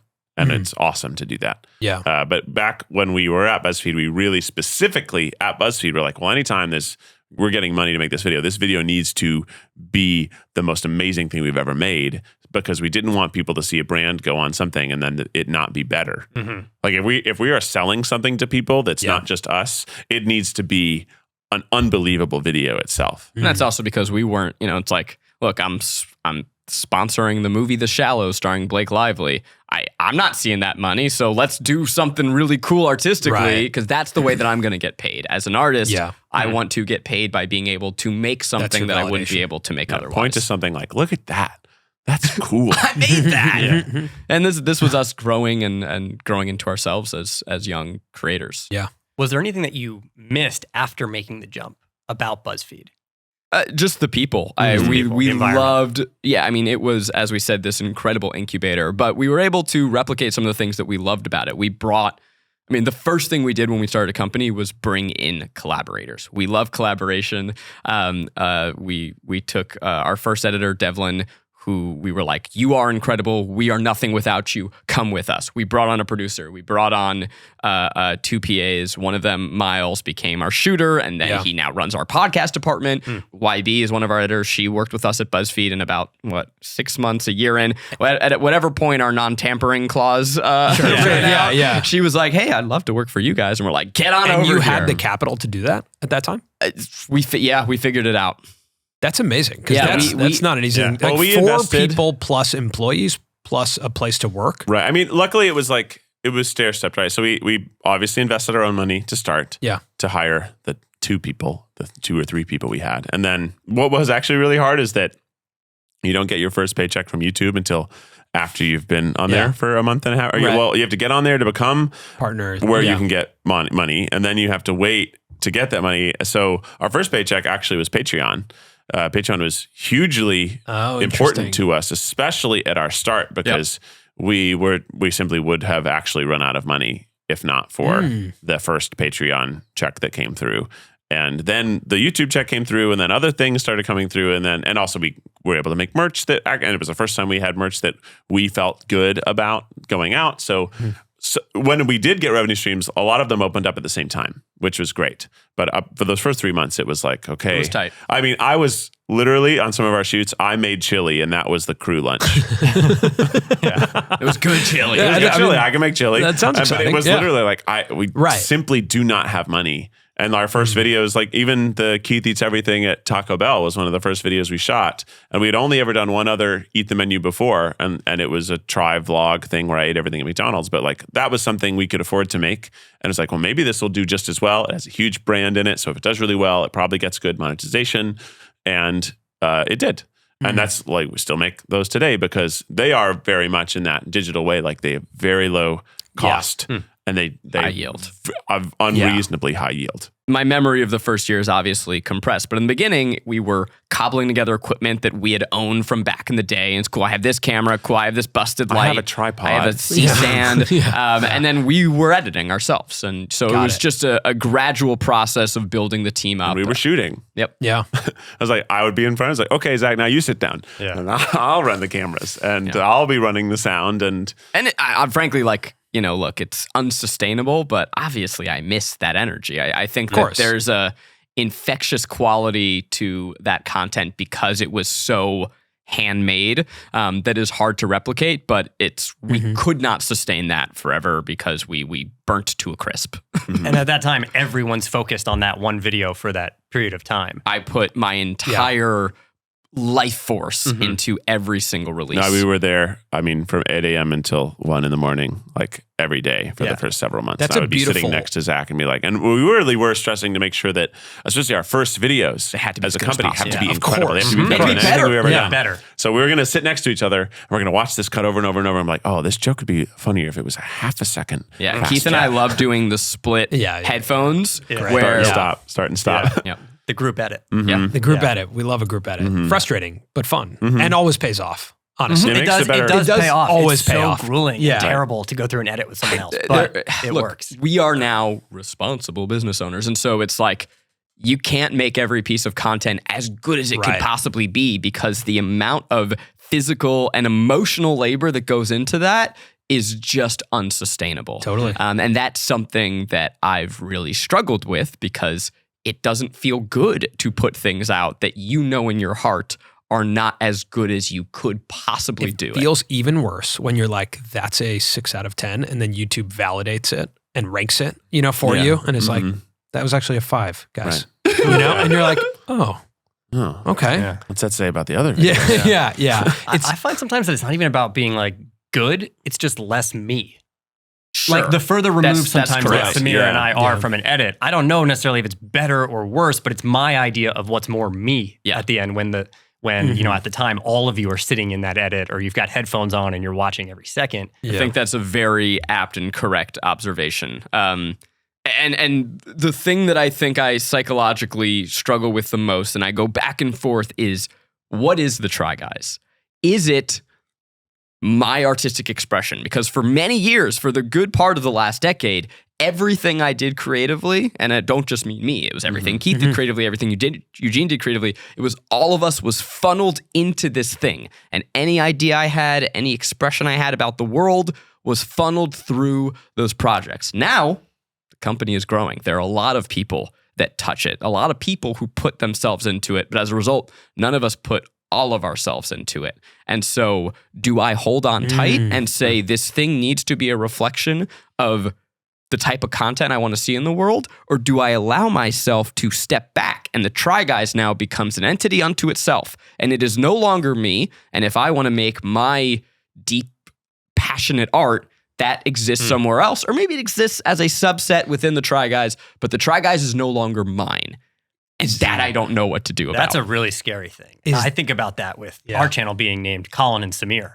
Sometimes I wish our name was something other than our actual names. Because, yeah, I feel like it is my identity. And even as us, you see, we're in an office now. We have employees. We are, at times, removed more than we were 5 years ago from what we're making. And I do have that sense of, is what we're putting out under my name, half of my name, less of my true identity at times than maybe it was 3-4 years ago when we had less and had to be with headphones in between each other, making every little decision. And is that the inevitability of like media companies where like when Jonah Peretti was maybe more involved in the virality or the content creation process of BuzzFeed, that it was innovative. And as that becomes more and more of a commercial engine, when you commercialize creativity, it turns into a commodity of sorts that it has to be. It's productized. As every company grows, the quality has to get thinner. Like fast food.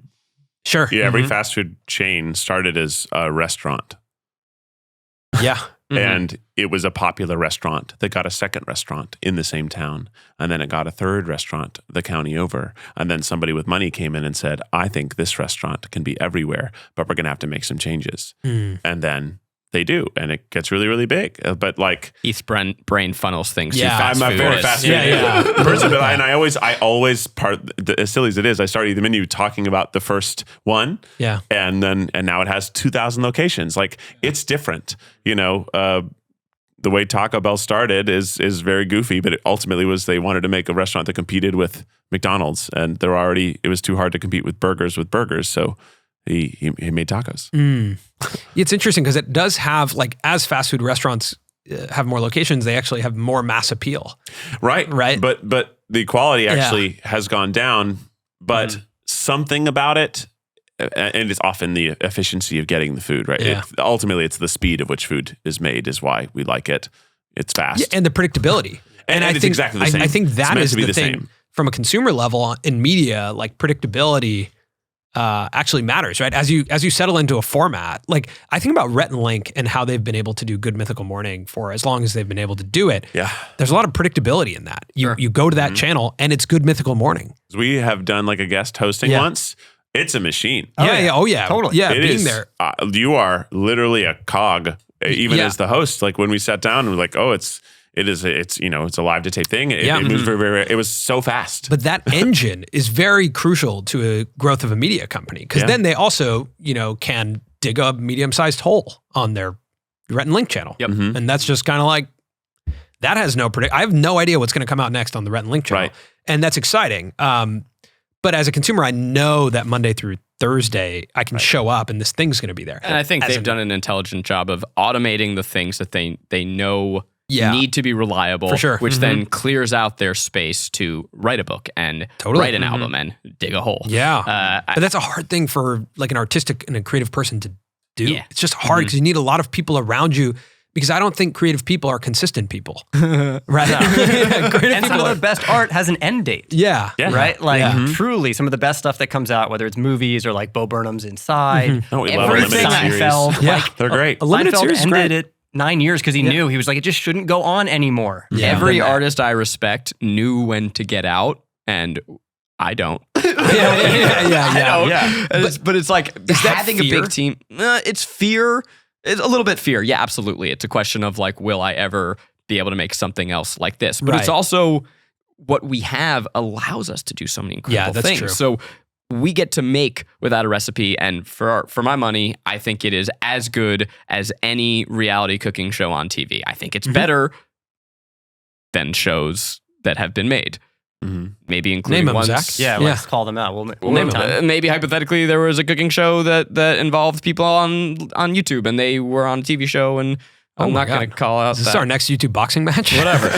We will. I will never talk. I don't even know where you're going with it. It was so- us. We made a TV. We made a Food Network We show. made I'm a fine. I just don't know if I'm allowed to talk about We covered it in our newsletter. Yeah. I mean, it didn't get picked up, so they Yeah. agreed. They didn't make any more. So. But we have a team. We have a team in the ability to make a show that is professional, is polished, looks great, is edited great, but to have that team in order to be able to move the mountains that it takes to make a show of that caliber, you need to have a company.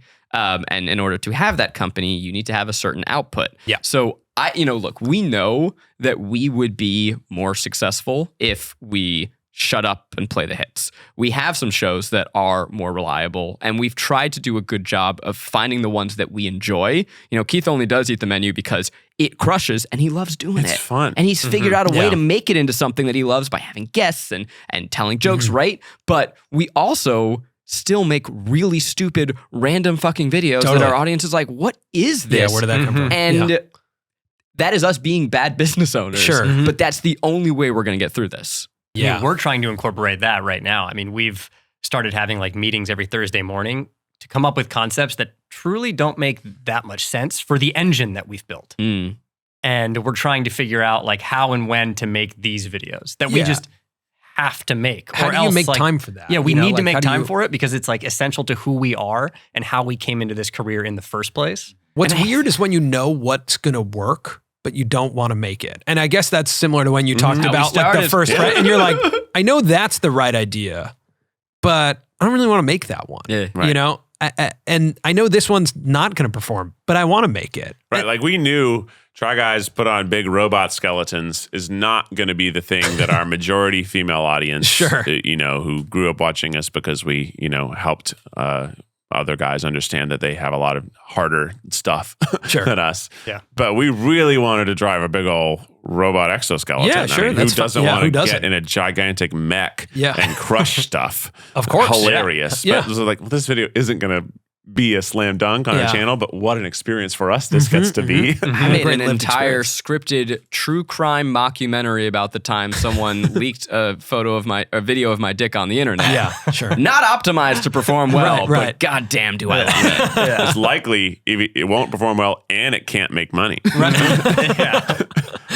Yeah. Even like Shakespeare Live. Yeah. Probably not in the like projected, expected roadmap. Right. That specifically, the company was like, hey, this live stream was a great success. You should do another cooking video. And we're like, well, we don't really want to just run that into the ground. If we do that all the time, the audience is going to get sick of it. We're going to get sick of it. So we hope it's going to crush and do well, but it's also, we need to keep it fresh for ourselves. I think that at the end of the day, I mean, we can broaden this back to business advice, right? That's kind of what this is all about. Like, there is a core of our audience who I think is stimulated by that. They want to see us do the weird, and those are the ones that I'm doing it for. Even if it doesn't go as wide and as broad as possible, I'm doing it for the real ones who want to see us put on Elizabethan costumes and perform Shakespeare while holding kittens. And there's a lot of theater kids or people who have done theater. I mean, when I did my off-Broadway show, people flew from all over the country, and some people flew from the UK to see it. And they said that I was living out a dream they had for them. Sick. So like the Shakespeare thing can be like that as well. For sure. Like, because everybody who's ever been in any middle school, high school, college production has had that one thought go through their mind and be like, what if this was my job? What if I was an actor? And like so few people get to be actors. I mean, in LA, we have the most of them, but even here, there's so many people who move here and then move back. It's hard because you have to be really used to people telling you no and having a lot of time where you're not working, and then it's just hard. It's hard economically. But doing a theatrical thing and being on a stage under lights, there's something very special about that. And if we hopefully us doing this will have that same sort of like, wow, I always wanted to do Shakespeare in front of people, or I've always been scared to do theater in front of people, and also it is live. It's not going to be live to tape. It's going to be live. So.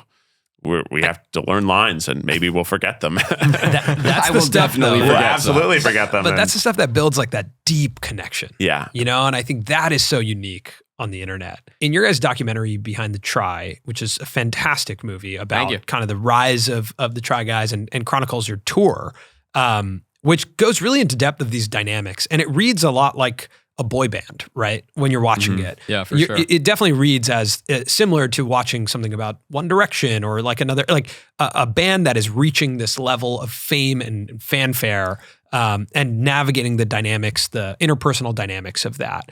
I'm curious how those dynamics changed when you became co-owners of a business. Like the entrepreneurial stress of owning a business is very different from the stress of being on a production. Like the implications change. When you're on set and you're like, is this going well?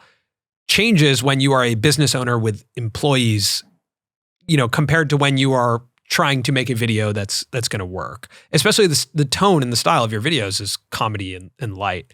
Just like what was that going from like collaborators to co-owners and then like managers within a company? Mm-hmm.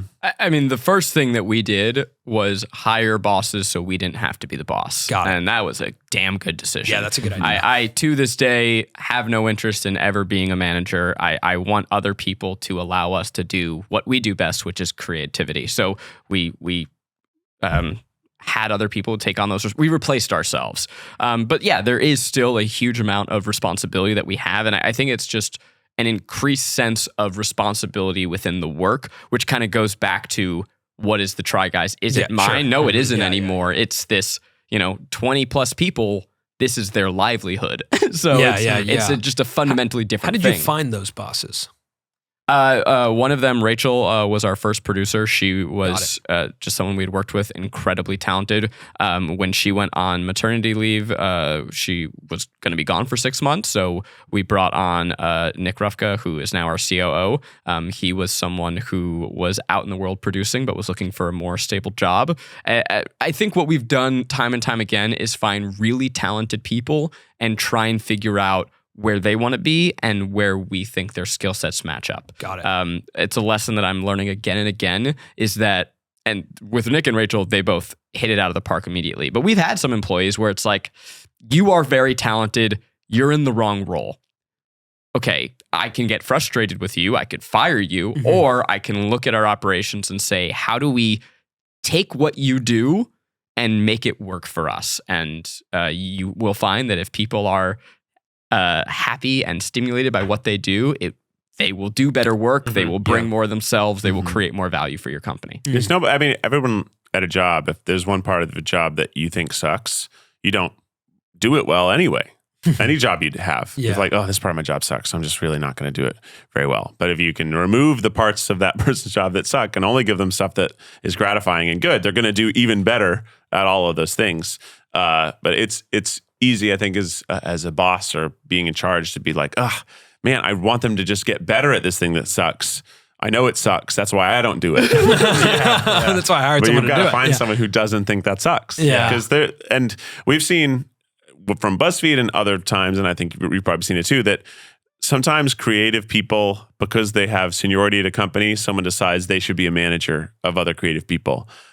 But they have nothing in them that wants to manage or is good at managing. So they become a bad manager. And then the people under them really resent them. And then they resent the people under them because they're resented. And that it creates a relationship that's not helpful to anyone. And so it's like, just because someone's been there longer, sometimes you're like, well, I'll just put them in a new position. But that isn't the right answer, because people who are really, really, really good at making videos aren't necessarily good at telling other people how to make videos. Yeah, totally. You got to find someone who is not interested in being creative, but has empathy for the creative process and creative people. Yeah, or like has been creative, but really wants to be more about the structure of things now. Like, I've just changed. I found that I like this stuff more than I thought I did, and I want to do this. Then you get someone who is still learning, but they're excited to learn, so they're going to be getting better, and they're more invested in doing it. The thing I always wondered with the like COO role, which I think is becoming COO and president and CEO is becoming more of a prevalent role in the creator space right now. And I think that's like, we're probably now entering a point where we could use a, operations person here. Yeah. That person though, like Nick, still works for you guys. So Sure. if Nick wants a raise, Yeah. he still comes to you, right? Yeah. Or if you need to let go of Nick, that's on you guys. Correct. Ultimately, We still got to be the bosses. You still I don't- have to be the bosses Right. of that, which and is we've had to do a lot of grown-up work that sucks. Totally, yeah. We've had to rise to challenges that sucks. As we started, we used to be 4 people. Now we're 3. There are a lot of responsibilities. We divvy things up amongst ourselves that Keith and I now do that we never did. And so we had to rise to that challenge, find that we had a talent and aptitude for things that where we didn't think we would excel. And so part of that is confidence, but also part of that is empowering your employees to make good decisions. And so I think one of the things that we're really good at is being empathetic, admitting what we don't know, and empowering people around us to make decisions. With the idea of, you asked many questions at once, right? But like having a COO allows us to not worry about the operations. We have payroll and healthcare and people, this is now their career. We have people who just celebrated 5-year anniversaries at the company. Holy smokes. So that's crazy. Yeah, it's nuts. Yeah. So we're like, okay, they need some benchmarks. They need to know that this is a job that they can see themselves in for ever, right? Or at least for the next 5-10 years. So what are those benchmarks? What are the salary raises? What is their career longevity? Because we have incredibly talented people, and I know that not everyone's going to stay with us forever. There's some people who their growth is going to necessitate, just as we left BuzzFeed, they're going to have to leave us. But for people that want to stay, I want them to know that there is a road for them, and what that road is, I want to be very clear with them. That ain't work I want to do. Totally. I want to take shrooms and go to Mario World. For work. For work. For all of you. Okay. Everybody else to make your job. New content that pushes the limits. Honestly, sounds like a good time. Yeah. And potentially overwhelming. Right. I'd recommend it. But also fun. Yeah. You can only do too many psychedelics in public, though, when you're a public figure, because people want to talk to you, and then you're going to get way in your head about it. It was a small dose. Small dose. Microdose. Good. Yeah. I was working. Right. You were on the job. If I hadn't brought employees, I probably would have been a lot stupider. Yeah. But turns out 360 GoPros can make you look pretty convincingly high without you having to. Yeah, that was that was a good choice of camera for that video. Yeah. It was really the choice. technology helped us decide the format. Yeah. That I guess what I'm curious about now is like how you have navigated the group dynamic of like what you do pour into Try Guys and then your individual projects, because I can also imagine that might be challenging at times to be like, that's a really creative thing you're doing with Lou Burger. Maybe that would have worked over here, and like wouldn't that have been a good thing for you to do in the context of Try Guys? Right. And Lou Burger is your, how do you describe it? It's my comedy band. Yeah. It's and we put up the musical, right? And yes, there's a world where I could have probably written a musical with Zach and Eugene, and we could have done the same thing. But it's like, I don't know if that's their goal as much as it is mine, but it also fulfills my live performance need. I started out as a live performer. I have a theater degree. I did improv. I toured with an improv group for 4 years out of Chicago. I only learned video editing because I was trying to make sketches and I didn't have anyone to edit for me. And then obviously I learned a lot more about video production, stumbled into Buzzfeed, which we started out very low there, but we moved up pretty quickly.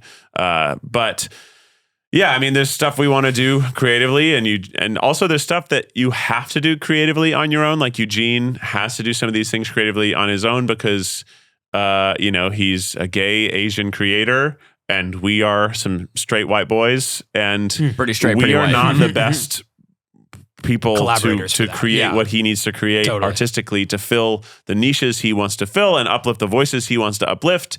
We just don't necessarily fit into that as well. And I don't want to force myself into that because it's something and also some of these things are things he thought of 12 years ago. Yeah, before he knew me. From its inception, the Try Guys has always been our way to unlock creative passions that we have. And we said in the beginning that we wanted to use the Try Guys to make things together. We also wanted to use it as a platform to make things apart. That was from its inception when we went off to do our company. That was the goal. And it's this idea of we have this incredible audience. We have this intimate connection with them. Will they support us in our personal endeavors? We don't want to just do one thing forever. We want to do a lot of things. And the audience has been incredibly gracious in allowing us to do those things. And it goes back to that central question of what is the Try Guys? Yeah. Because we started it to be this jumping pad for us to do. Launchpad's the word, not jumping pad. Jumping pad. Trampoline. Let's call it trampoline no matter what. Our boing disc. Our boing to do all of the things that we dreamed of doing.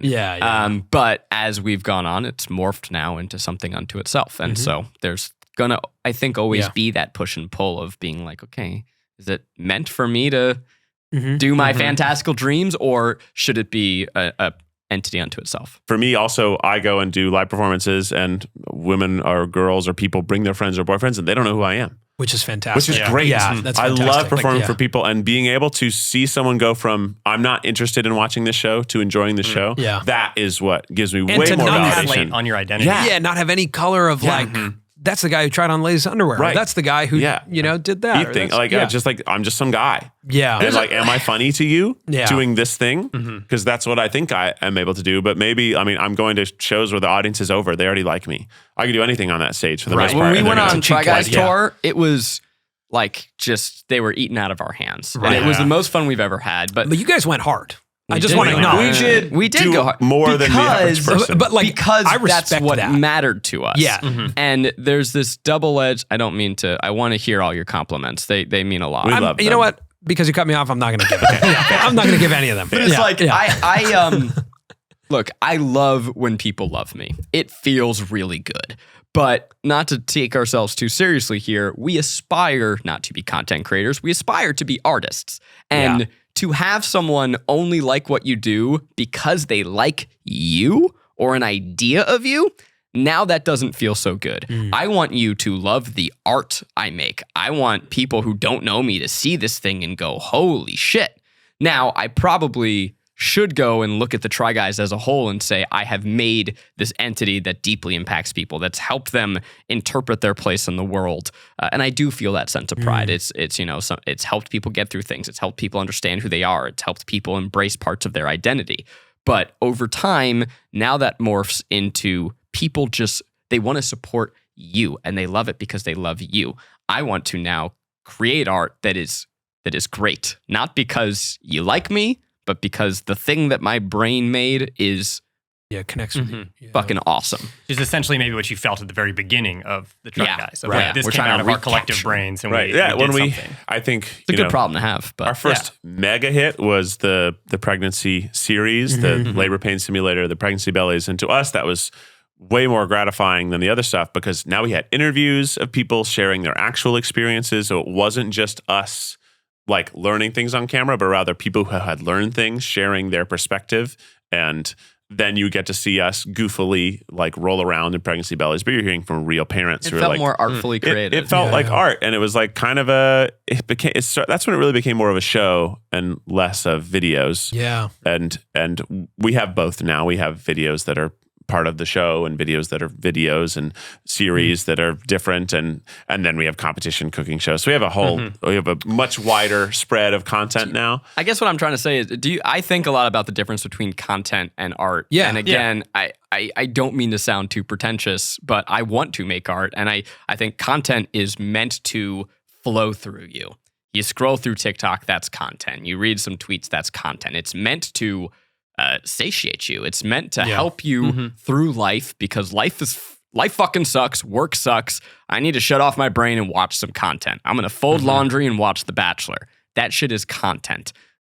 We make content. We make content a lot. Yeah. That's a necessity of our job, but I don't necessarily feel good making content. And so that's the struggle that I feel when I lay down at night. How much do you connect with the craft of being a YouTube creator? Like, how in the weeds are you on YouTube? Because I do think that what I've noticed I'm a self-loathing YouTuber. Yeah. The craft of making a good YouTube video has so many other elements than the craft of making a good video or good art, right? Like sometimes I'll look at some of our work and I'll be like, that was a good video, but the thumbnail was excellent, so it dominated. Yeah. Sure. And that was an excellent video, but we really couldn't encapsulate it well, and it just tanked.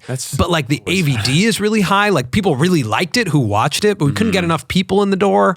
Like it's tough because we talk as much about like, I want to make art, I don't like making content. At the same time, you have to sometimes be like, if we can't think of the title and thumbnail for this video, we shouldn't make it. Of course. There's no one's going to watch it. Yeah. If you can't sell the video before someone's watched it, it's kind of a waste of your time to make it to begin with. If your intention is a business. If your intention is for people to watch the video, if you can't make a poster and a title for it that works, you're going to be disappointed. Yeah. Because people won't watch it. There's a lot of YouTubers now who grew up watching YouTube, consuming YouTube, and wanting to make YouTube. And they are students of YouTube. That is not us. Yeah. Keith comes from a live performance improv background. Eugene and I went to film school. We wanted to only make movies. When I'm thinking about how we shape our videos, I'm not thinking about retention time. I'm thinking about Joseph Campbell. It's that's how I'm approaching the craft of our videos. And so from the beginning, we felt that we were somewhat accidental YouTubers. We fell into this because Keith needed it. We all needed a job, right? Mainly because Keith. I'm trying to think how you got there. Like you were like, I need a job. I only had taught myself how to light things, how to shoot things, how to edit things. I had no formal training. So I went to BuzzFeed as an intern thinking I will go here for 3 months. They will tell me what I'm doing wrong. I will learn how to do something better, and I will leave and continue making weird content that's mostly bizarre sketches on the internet, but I'll be better at it. Right. Similar. I was like just totally fucking depressed and was like, hey, I need a job where I'm actually making something. And when I got there, I found it intoxicating. I think that's what I mean when I say like I woke up from this fever dream. It was like, this was never the plan. We didn't want to do YouTube. Right. And along the way, we have found that we are very good at it, very good at parts of it. We've become experts at part of it, but there's still that, that drumbeat in the back of our head saying, hey, this wasn't the goal. The goal was not to become YouTubers. It was not to create a YouTube company. I don't know. I don't consider myself the best YouTuber. I don't think I ever will be. And it's probably because I don't want it as badly as a lot of these people do. I think what's interesting though is like you can't share that role of the YouTuber in the group equally.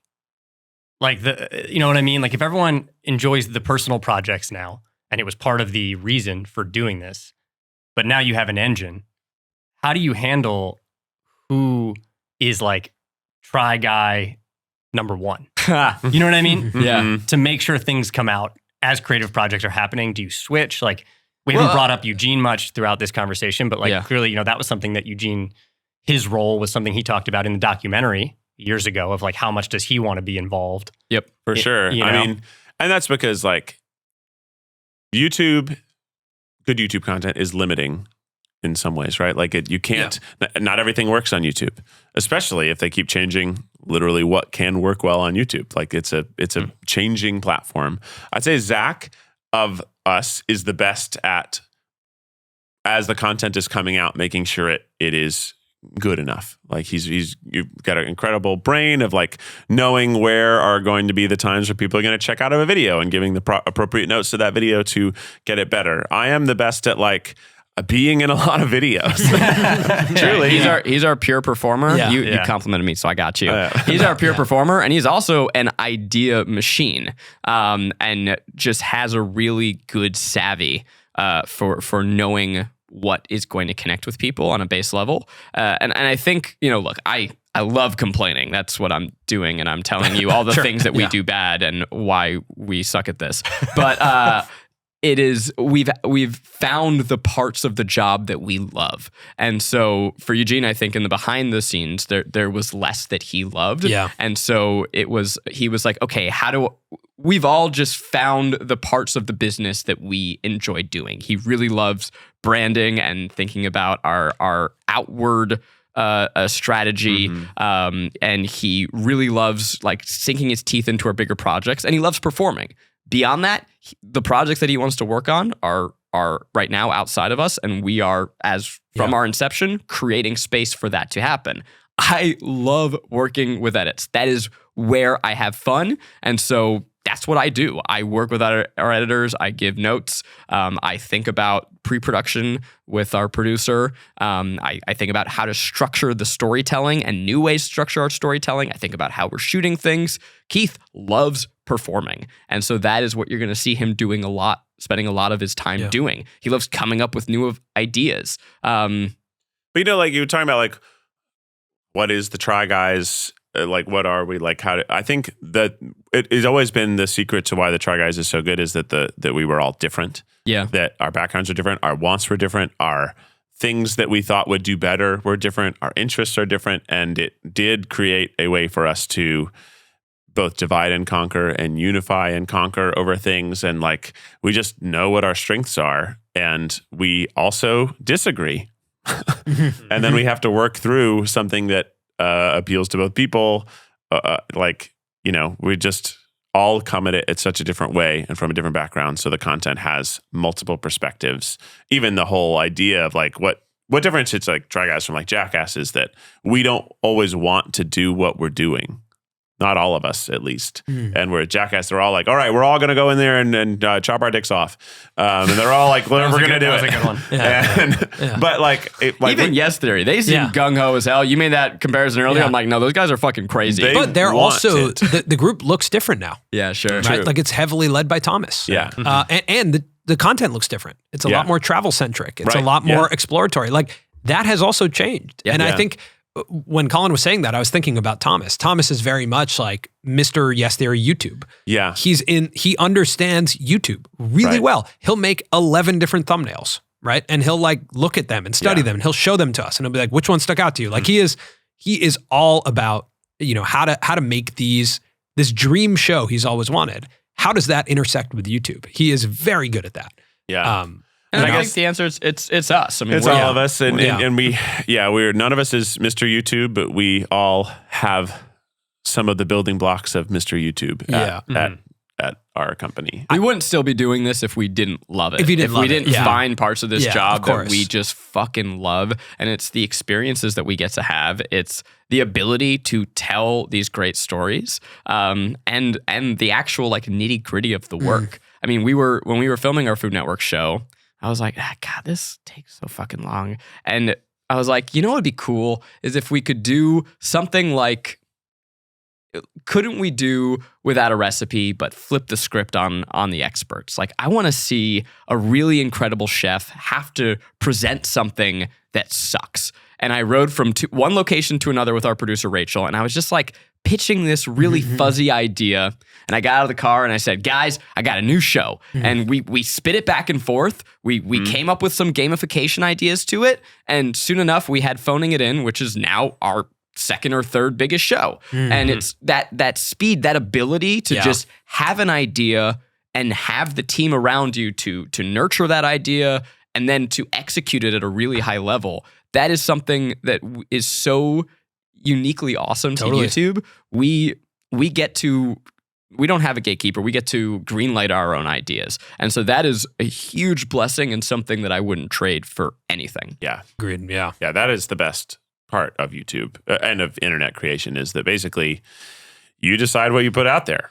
If we tried to make that show in a traditional way, we would have pitched it to all the fucking networks. It would have been a 4-month process of pitching. Yeah. Maybe one of them says yes. Then we get into business affairs. It takes 6 months. And then they go, the writer's strike's happening. We're not actually greenlighting anything. Then maybe it takes like a year. You get the contract down and you go, okay, they're only greenlighting a pilot. And actually you guys are only getting paid $500 a day. Right. Like it would have taken years of our fucking life. It would have gotten watered down. And by that time, the idea is not good anymore. The idea is not good anymore. They don't care as much about it. No one cares about the idea. There would have been 8,000 hands touching it and they would have changed it. Instead, had an idea.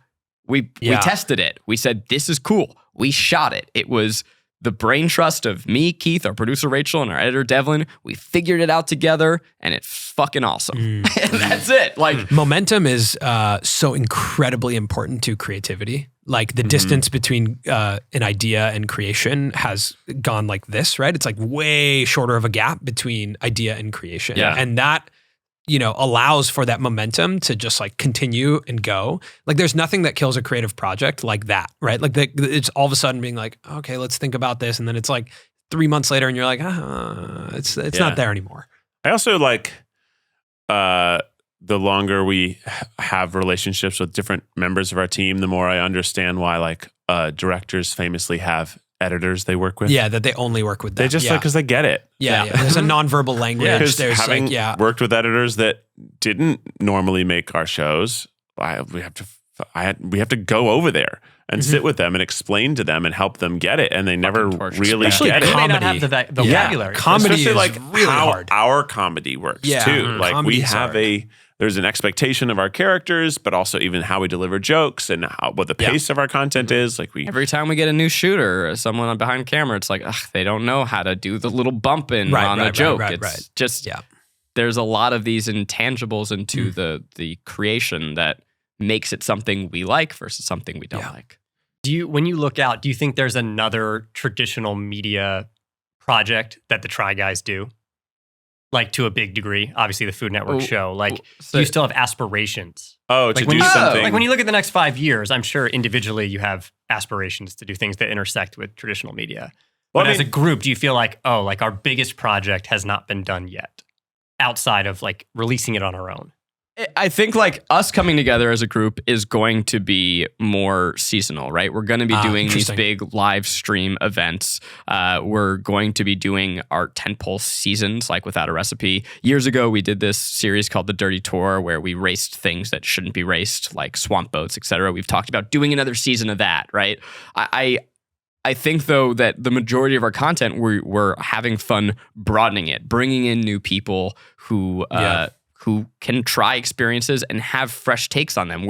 It's a necessity. It's also artistically interesting to broaden the Try Guys and then when the three of us come together, feel like that event. Big deal, yeah. And I do think a lot of the big projects that we want to do for the next couple of years, at least, are going to be things where by necessity, we spearhead them solo, but find ways to bring it back to the company. I would love to make a movie. I don't think that movie is going to star me, Keith, and Eugene. Right. I just don't think that is the kind of role that Keith and Eugene want. I think that what I want to make isn't going to align with what they want to do. But I think that there's a huge opportunity to still have it feel part of the narrative of what the Try Guys are creating. And it's either directly having the production company do it because our production capabilities, the team that we work with is just out of this fucking world, or it's because I'm bringing people along on the journey. We root for each other in our individual pursuits because it still makes the brand look great. For sure. If Eugene can sell an amazing show, that's awesome. Right? That's great. That's really good. Totally. Yeah, that's really good. If Zach can make a film and it doesn't involve us at all and it's a success, that's even better. Yeah. If part of the model for the short film is like, cool, can we show this higher tier production capability? Who knows what type of work that may lead to in the future? Can we take on, can we do something like what Portal A does and produce, probably not YouTube Rewind, but high tier commercials for other brands that live on YouTube? Is that something that happens right now? Like, does the production company produce kind of just like branded content, ads? Currently. Not currently. Just for our it's just channel. internal. So, but is this structure like production company and then other company that holds the IP of Try Guys, or is that all one company? Right now, it's all one thing. All one thing. Right now, it's all one thing. Got it. And when you look at like, you're saying like the Try Guys YouTube channel is the primary source of revenue. But you've expanded into other content as well, like Podcast Network and doing our live streams. And Yeah. obviously we have merch. It's not a huge We've talked portion about doing another YouTube channel. It's just a kind of a bandwidth thing. And that's a big how much thing. you have to put so much into its launch. Oh my God. And it's like, it's a risk.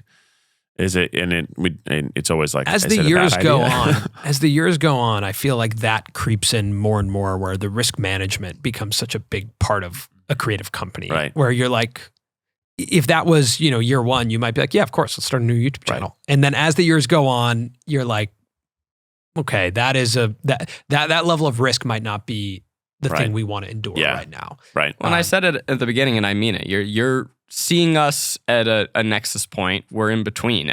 Believe it or not, we're still recovering and getting our footing from what happened. Our content, the reverberations of the change and the way that we were thrown off course are still felt in our content, and we're now getting our footing back and kind of getting back to what we want to do. Yeah.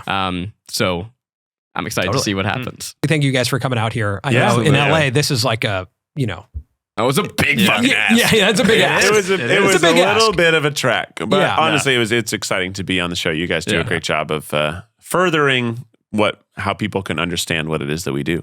I told you guys the first time I met you that I watch you all the time, and weirdly, for whatever reason, I watch you while working out. You So did say that. I'm the only person in the world that I'm doing push-ups and binging. You're not the comments. only person. You're not the only. We get that Yeah. feedback a lot, and I think it's so interesting to do this show and think about people lifting weights. Shout out to everyone who just finished on the treadmill. You did it. You did it. Watch out for those picture frames behind you. Please be aware of your space. All right, guys. Well, thanks. Thank you. Thanks. Yeah. Later. See ya. Bye. Quick end, so we keep retention. Yep. That's how you have to do it. Yeah, it's over. Yeah, you wouldn't even want to include this, even if it was funny. Right. Like if you say something really good right now, we won't include it. Yeah, you can't use it. Yeah.